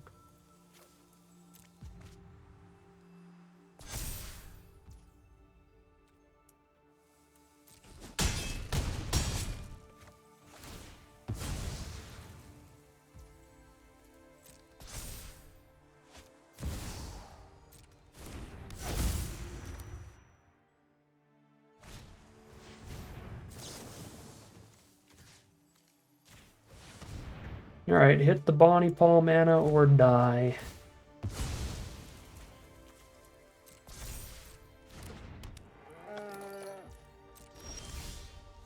We did not hit the Bonnie Paul mana.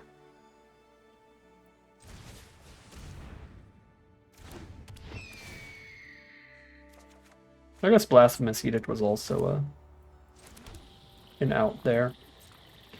I did hit the Bonnie Paul mana, but I had to spend 2 mana to draw it, so I don't get to play the Bonnie Paul. Technically not dead on board, and Strix is a really good blocker, so we might still make it to Bonnie to try to stabilize.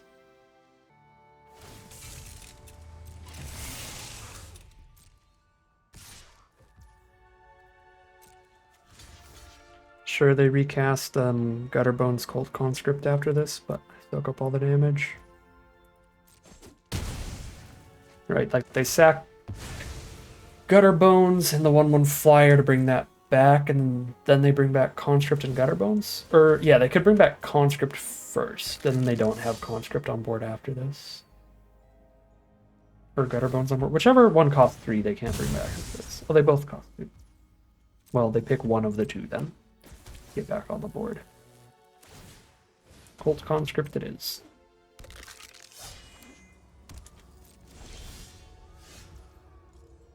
Oh, I forgot the crack during the end step. I definitely should have done that. Go to 3, play a Bonnie and pray. Yeah, I could have gotten like our last Triome out here. Or Overgrown 2. It was the last duel.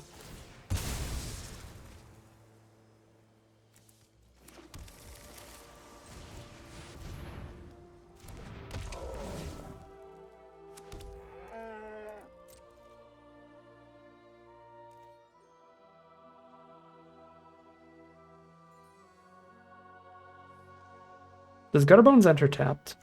Okay, Gutterbones enters tapped, so if they don't top deck a creature, they're only attacking with 3 creatures next turn. They could crew the Soul Shredder here on blocks, but I can jump Psychic Frog into the sky. I feel it might be worth the attack to make this a 7/7, but then I'd have to trump with Deep Cavern Bat and give them back the thing that buffs their whole board and then gives it all flying soon. Yeah, I can't attack with Frog, which is tragic, because having a 7/7 up on blocks would be huge.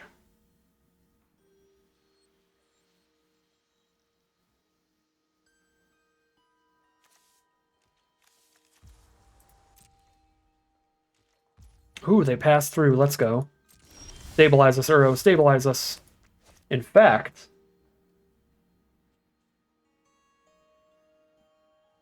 I don't think I have perfect mana to do both halves of this, do I? I need triple green, triple blue. Green, green.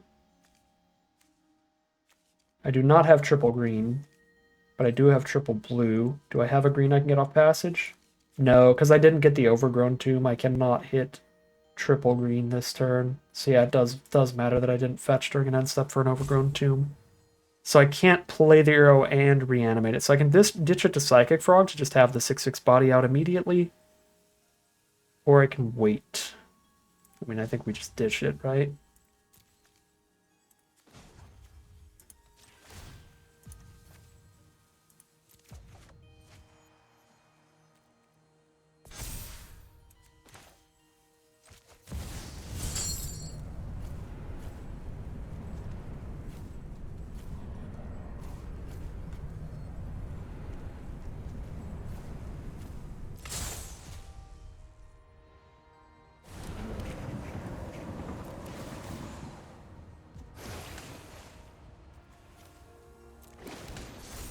Got a Jace to try to flip soon.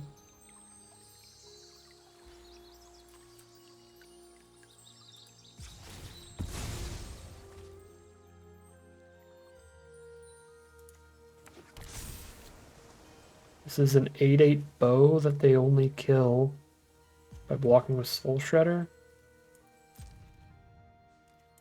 I think I go for the Bonnie trigger then. Back Delta to grab Overgrown Tomb.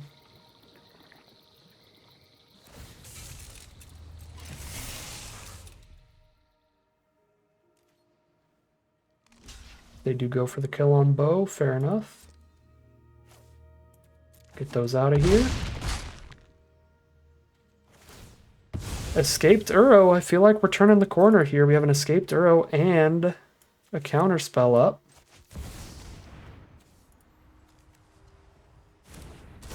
I can grab an island or a swamp off Delta if I don't want to ping myself for 3. And I can grab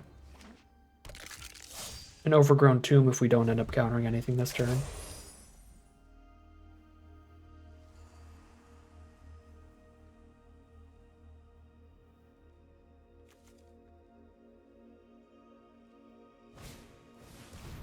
Ossification, I think I have to counter that.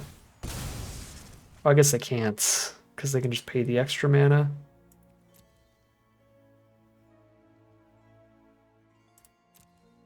Shoot. I got overexcited.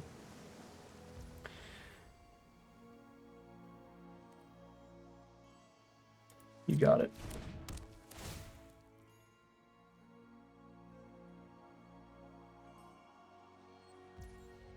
Hit deep, counter that. Okay, maybe I do get to counter something here. Nope. That is exactly the 2 they need. That's so funny.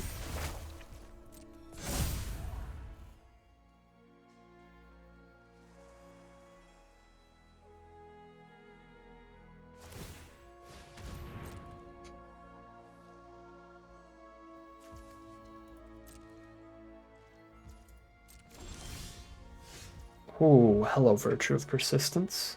1, 2, 3, 4, 5, 6, 7, 8 mana. I need 9 to use Virtue, so I can, off the Shock Land and Grave, I can do both halves.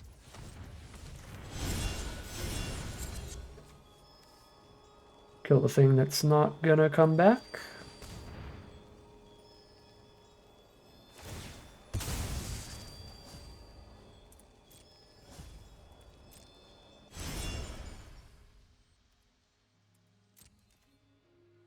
Or power over there.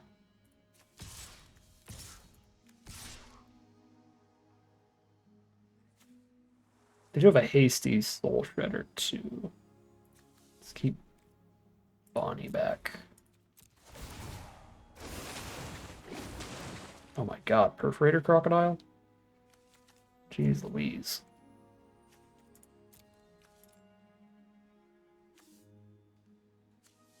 I'm just gonna grab my swamp and take no damage.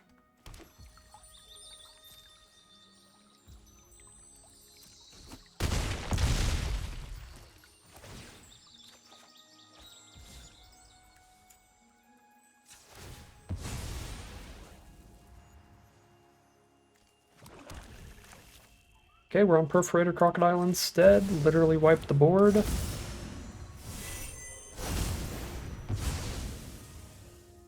Massively stable. Flip a Jace even at that point.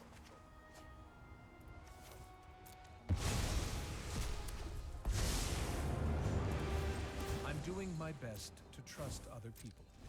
I have Got a 1-mana Murderous cut up. Oh, Zulaport Cutthroat is a threatening one to find. I'm not sure they can get 8 triggers off of it here, though. And that's their only out. Here's Gutter Bones.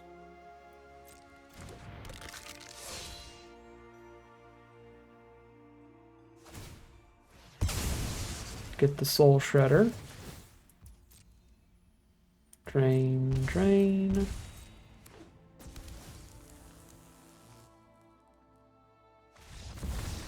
Porcelain Gallery, and then there's the concession from our opponents. Really scary game from them. A super great aggressive start, but the huge Bonnie, Paul, and Uro kind of cards drawing a card every turn, especially the Uro gaining us life over and over, really stabilizes us for the long game, and we're 3-2 heading into game 6. Alright, here we are on the play for game 6.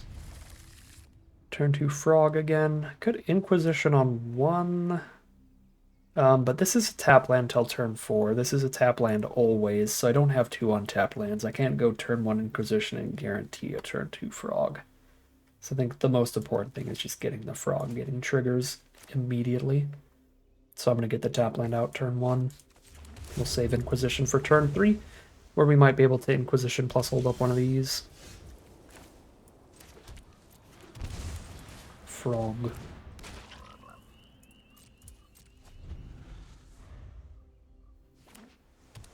Playing against blue-white. They can make one of our spells, draw them a card when we play it. Probably do that to Virtue of Persistence.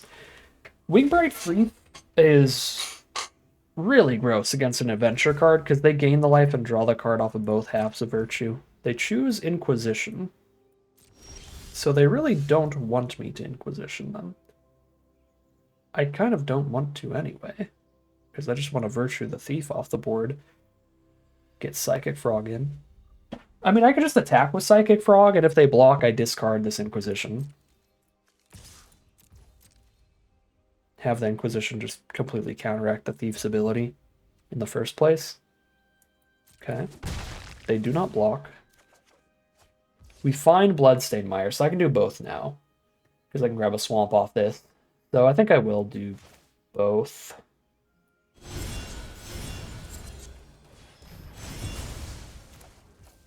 Because again, I really don't think they would have chosen Inquisition over Virtue, unless they really didn't want me to Inquisition them. Because Virtue would trigger twice, once when I cast Adventure, once when I cast the spell. Chrome Host, Seed Shark, Fateful Absence. Seed Shark is sketch, but I have the Bitter Triumph for it, and I really want to keep my Psychic Frog around, so I'm going to get the Fateful Absence here. Dragonlord Ojutai, Warzone Duplicator, those are going to be scary later. Warzone duplicating a Psychic Frog is gross, so hopefully we can hit the land. That'd be wonderful. Or not the land, the counterspell. And I did hit the counterspell, which is fantastic. If they block, I Lonely End. If they don't, I Bitter Triumph. Sick. I get to save Bitter Triumph then.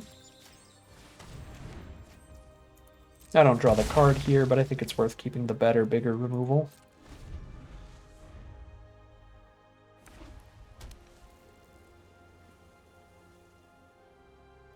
Duplicator is a big enough problem, putting a Psychic Frog into their hand, that I'm definitely countering it, even though they can play a Hexproof threat soon enough. Doesn't have Hexproof while it's tapped, so once that's attacking me, I can just kill it anyway. I've got my green, I've got triple black, I've only got one blue. We grab another blue.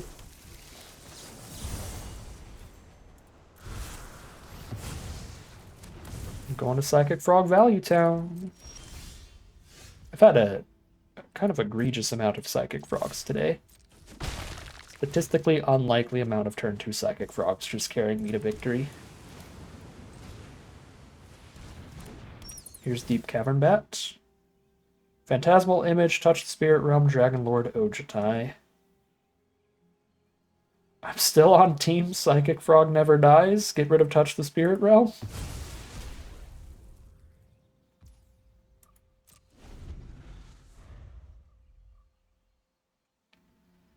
They don't have the land for Ojutai unless they top deck it here. So they go Phantasmal Image. Deep Cavern Bat. I'm surprised they choose Deep Cavern Bat, actually. I guess it forces me to cast my Bitter Triumph. Yeah, if they chose Psychic Frog, I'd just Bitter Triumph it.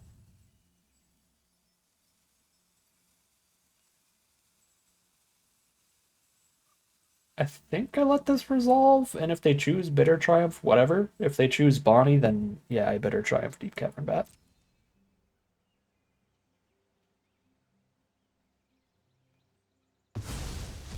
Okay.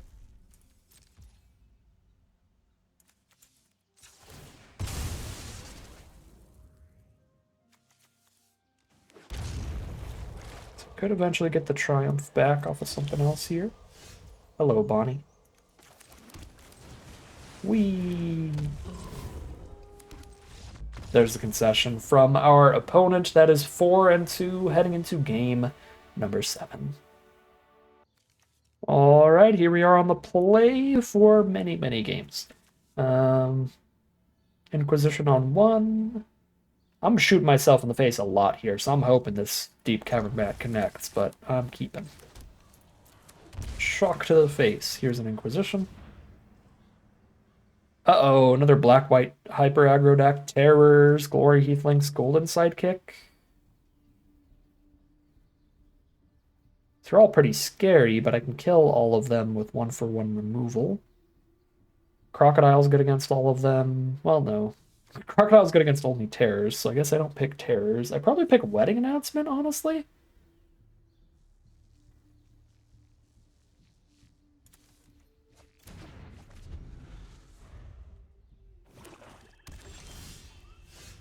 Hello, Psychic Frog. I was not expecting you this game. Okay, I have the only shock in my whole deck, so I have to grab a basic island here. I could take a basic swamp. But you know how I am a Psychic Frog.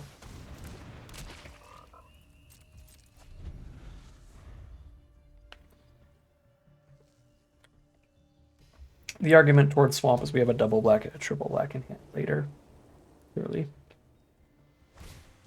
Terrors of the Track, sure. And top deck land. And Psychic Frog top deck land.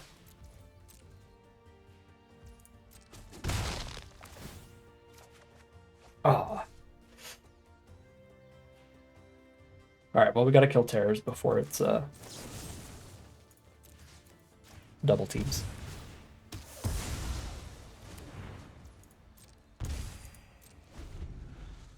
I'm shooting myself so much. I'm at 13 and they haven't attacked me once. There's Golden Sidekick, sure. Beefs the hand up. And topic land for Liliana. Aw. And Psychic Frog, find the land for Liliana.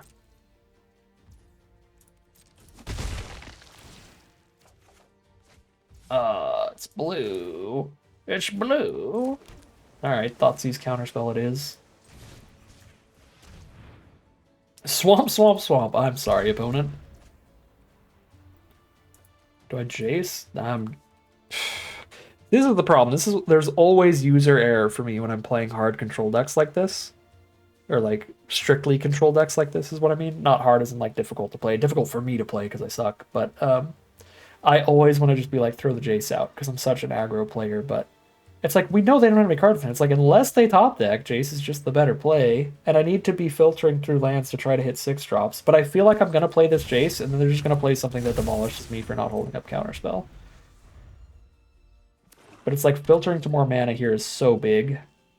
And they have probably like a 50-50 chance of just hitting a land where Counterspell's useless in the first place.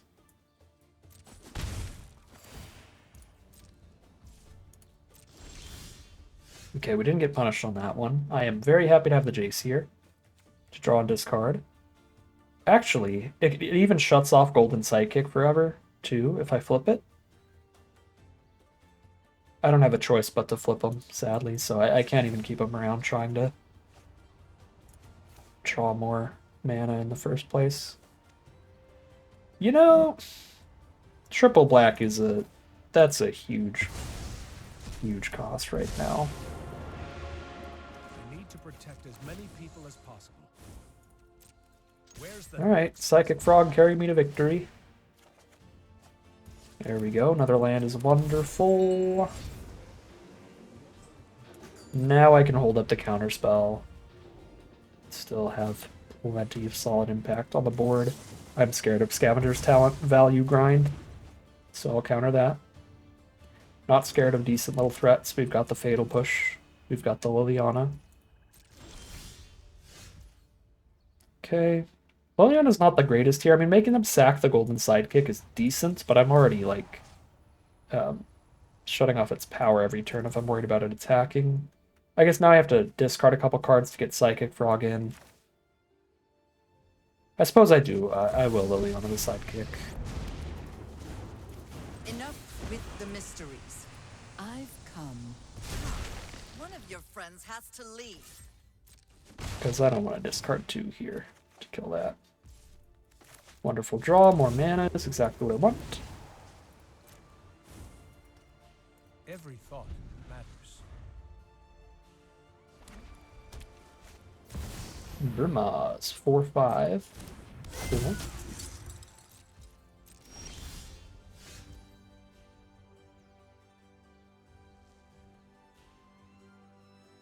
I have to have something leave the battlefield. So Uro triggers Revolt, and then I can Fatal Push Burmaz.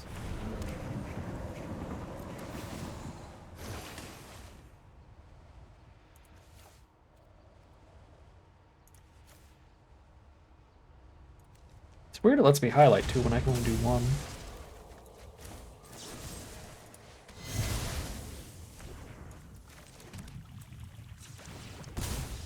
Yeah, there's the concession from our opponent. They just have a land in hand. They're flooding out a bit. Psychic Frog's still drawing a million cards. I have 2 Planeswalkers actively grinding out value. I get a Baleful Strix 2 for 1 as well. I have more than enough cards to escape the Uro very soon. That is just a gross game for us. Psychic Frog continues to be victorious, and we are 5-2. Guaranteed to be breaking even in this draft no matter what. We're getting the 4,000 gold that it costs to enter right back out of it. Here we are on the play for game number 8. We're 5-2 right now. This deck has done incredible. I'm very happy with the way we drafted. I'm very happy with the deck that we built. I think the big issue again for me always with these cube decks in general, but particularly the more controlling ones, is user error during gameplay. I think that was a big aspect in our 2 losses here. Like maybe if we killed the Ruin Crab faster in the first game, we could have won that one. And in the second game, with some more well-timed counter spells, we could have won that one. But I did not pilot either out to have that. Schooner doesn't matter until they can crew it. They're currently 4-color, red, green, white, blue. There's a Thieving Aven. That's a huge issue. What does Schooner do when it attacks? The creature that crewed it explores. Okay, so if I kill this before it attacks, they don't get the explore trigger. So I'm just going to kill it now, I think, with Weave the Nightmare.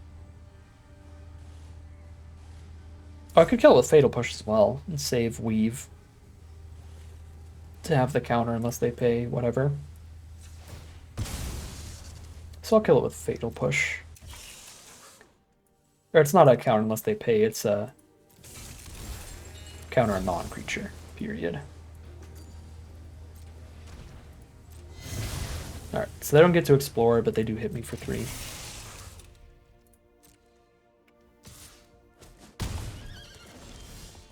Deep Cavern Bats.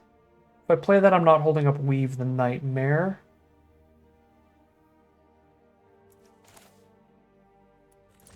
I'm gonna hold up Weave.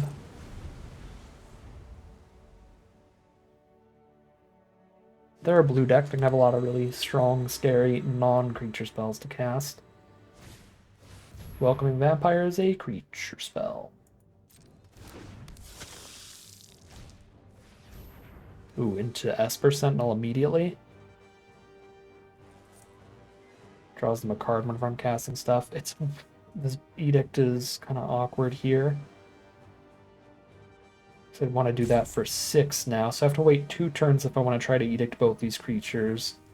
I mean, I think at that point I would rather just Weave Welcoming Vampire right now. Untap 3 mana Virtue to Sentinel, 2 mana Deep Cavern Bat.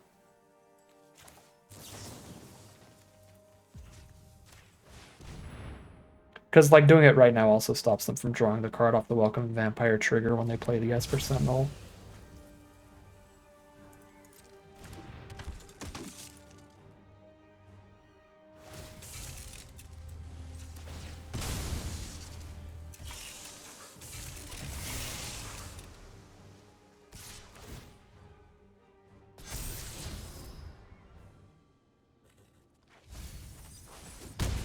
Schooner is the most annoying part of the Edict. He just doesn't care about it at all.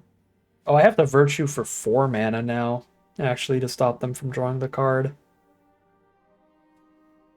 Because they did explore a non-land card on top. That's rough. So I can't even Virtue plus Bat. Kind of want to Bat, and then if they have more creatures I can Edict next turn, they draw 1 off of it.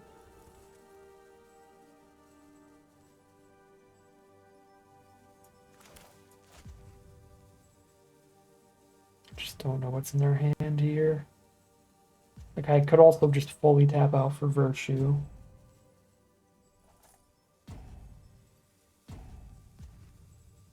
Outer removal. I'll still have an Edict post Virtue. Yeah, sure. I'll just tap out for this.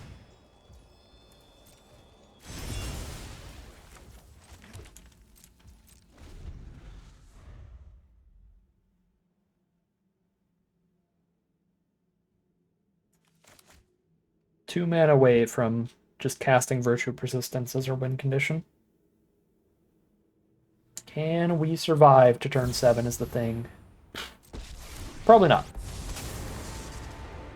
Wandering Emperor plays really well against Blasphemous Edict. We don't do anything to kill the Planeswalker itself. And it looks like Deep Cavern Bat would have been better because we could have exiled the Emperor.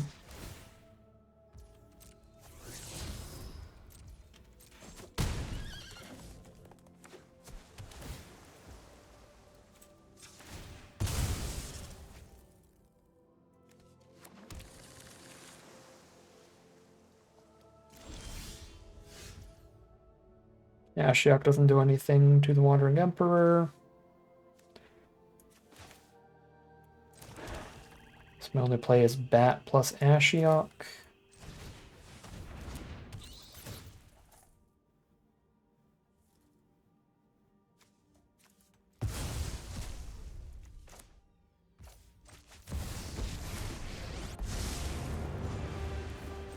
Why fight? Simply close your eye. Dash of panic.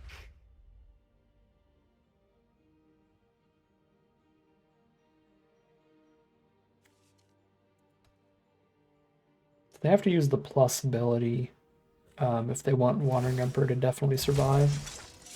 Guards, to me. They go full aggro though, use the minus ability, and go for the kill on Ashiok.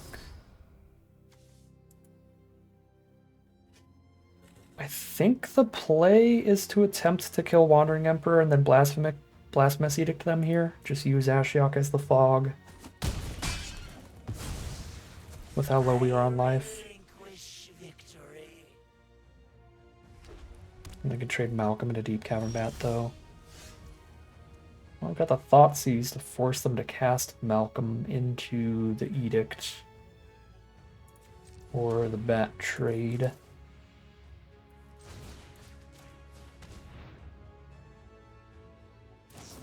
Yep, so let's see the other card in their hand. See the top deck? Of course. Basic land, so I have shot myself in the face for nothing.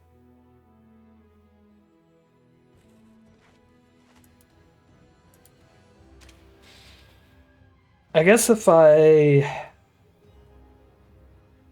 knew that their last card was a land, or if I thought that their last card was a land, what we could have done is just attack Wandering Emperor. Then Malcolm trades for Bat, they get the Tidebinder back, then I thought seize them to force the Tidebinder out pre-board wipe. Guess that was the line.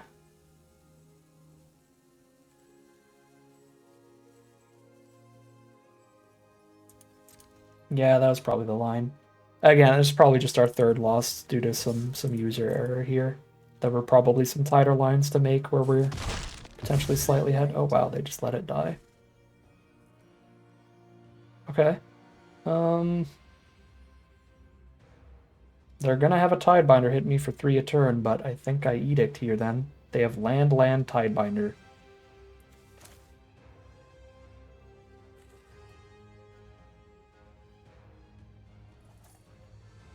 Okay.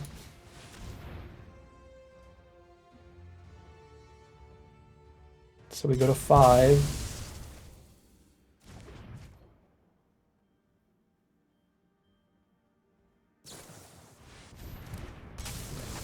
Top deck war. Let's have, if they flood and I hit Virtue or removal, we're in a good spot. But they do get to explore, which helps a lot. Agent of Rafine off the top.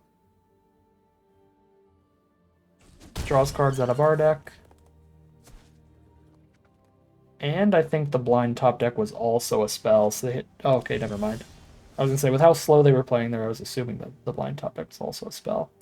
Well, at least we drew something castable. Here's Perforator Crocodile. I kind of have to cast it here, or I go to 1 life. Like, I could try to save it to kill Agent of Rafine, but I don't think I have time to do that at my current life total. Yeah, no, I die if I do that. They play Agent and Cruise Schooner with the Agent and kill me. They hit for 5.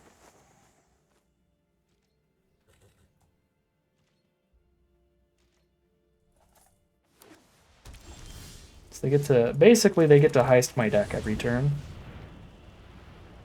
Which is real bad. But if I can live and start getting Virtue triggers every upkeep, that's also real bad. It's any creature, right? Creature from any graveyard. Grab Welcoming Vampire, Thieving Haven. Yeah, those seem like the best creatures. Alright. They have exiled and drawn the top card of my library, which we don't get to know what it is. They top decked Uro off of my deck, and now I don't have top deck Uro. Because Uro's in exile. At least they are unlikely to hit double green. They've got 1 green right now, but don't seem to be playing any other green stuff. Oh no, it perpetually changes the escape cost too? But I'm getting alchemy bad.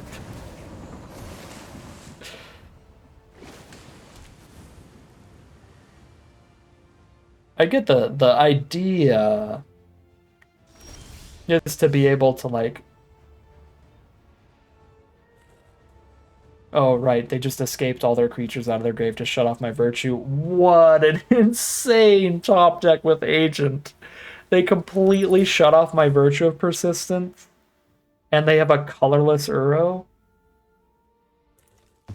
Ah, that's even more frustrating than I ever imagined. Venser doesn't even put it back into my hand because it's a conjured version for them. It's not my card. Oh, give me a break. Anyways, I was gonna say the idea of letting you cast mana as though it were mana of any color is that, like, yeah, your blue-black deck gets to steal a card from your white opponent, and you still get to cast it. But when you get a card with as restrictive as a mana cost as double green, double blue, it's like even more brutal than that. Because like, even if you're playing Sultai like I am, double blue, double green is a genuine cost, so getting a pure colorless Uro is insane value. Even if they wear the same colors as us. I have no idea what I'm supposed to do with Venser here, but it's definitely something. And Vensering back my Perforator Crocodile? I don't know. They've got one card left in their grave.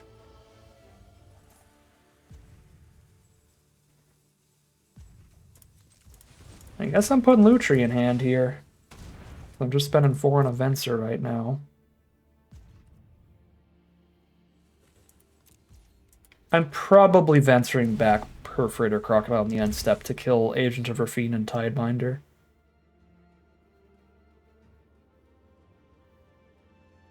But then I don't get to trade Perforator Crocodile into Uro if they attack with it.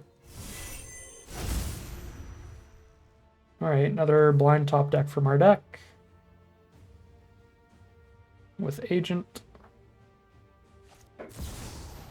Swords to Plowshares. Alright, well, now I couldn't be blocking with Perforator Crocodile regardless.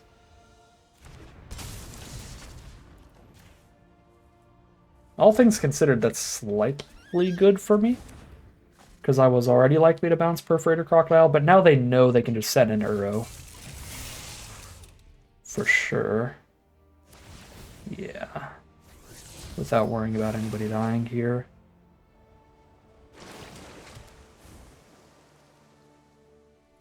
Can't really give them a Fairy Mastermind, so I'm just down to 2 now. I think they got us. With our own Uro, too. Like, this was the exact kind of game that it's like, whoever top decks an Uro definitely wins. And then they top decked our Uro. So rude. What am I picking up now? Schooner, so Schooner can't attack next turn, I guess.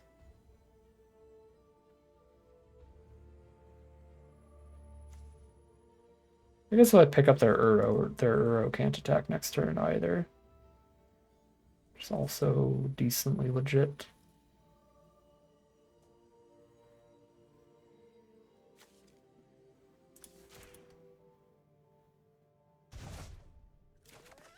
But they will be able to... Oh my god. Well, no, never mind. I'm just putting it in grave for them to escape it sooner.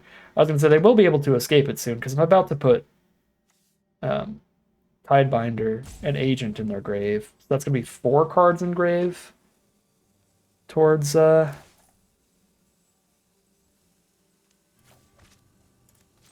escape.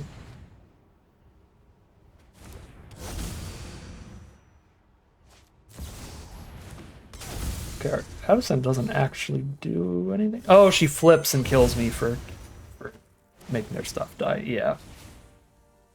Flips in the end step. I was going to say the indestructible part doesn't do anything, but no, yeah, Avacyn flips at the beginning of the next upkeep and shoots me for 3. Wow. Alright. Brutal lineup there. That is our 3rd loss. We're 5-3. Again, very happy with how I drafted. Very happy with the deck that we ended up with. I think the only thing going really wrong here was variance-based stuff, the luck of the draw, as well as primarily skill issue. Just not being particularly good at playing constructed power level control decks. Our first loss, I should have prioritized Ruin Crab as a threat even higher. And then we might have had a chance. We definitely would have won if the game went longer, if we had more cards in library. We were very, very far ahead in cards in the end game. But the way we played it, we just got milled out first. And then the second loss we would have won if we had counterspells up the right time for Vaultborn Tyrant or potentially a Whip of Erebos. So just being more familiar with when to be holding up counterspells at the right time, I think could have won us that one.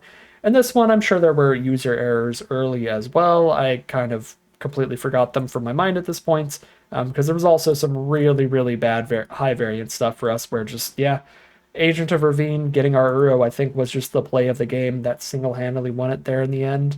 If it weren't for that, if we top-decked an Uro, I'm pretty sure we would win pretty handily, but they exiled it right out of here and used our own Uro against us, and it was pretty brutal. Now, again, there were probably a lot of areas we could have made better lines early, that also could have won us there, but that's the only part that I'm remembering right now because it happened very recently. So 5-3 it is for today's Arena Cube draft.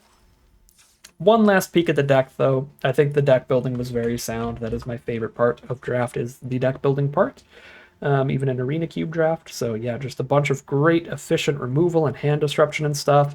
Taking all these fetches really highly worked incredibly. Our mana base was basically never a problem because of all these fetches and triomes and stuff. And what's so like sick about it is like most of these triomes are not at all specifically like Sultai cards, nor are the fetch lands. They're the kind of cards that could have ended up in almost any deck that we played and really helped our mana base work out. So really highly recommend taking fetch lands and triomes pretty highly, and they just make your mana base absolutely tick to where we're playing a 3-color deck with triple black spells, double green, double blue spells, double blue spells, early cards that need both blue and black, early cards that need green, and just pretty much never having a single mana issue thanks to all this spectacular fixing. So that is a big thing that that you can learn from the draft today that you can apply to any deck you draft. You can take those fetches, triomes, shocks pretty highly. It works out quite well. But that is going to end today's video.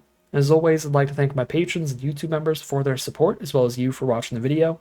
If you enjoyed it and you're interested in seeing some more, you can always like, comment, and subscribe to tell the YouTube algorithm to send you some more in the recommended feed. If you'd like to catch me live, you can check out the Twitch channel in the link in the description below. And if you'd like to support the channel directly, you can check out the Patreon link in the description below. But other than that, as always, thank you very much for watching, and I'll see you again soon for some more Magic Arena.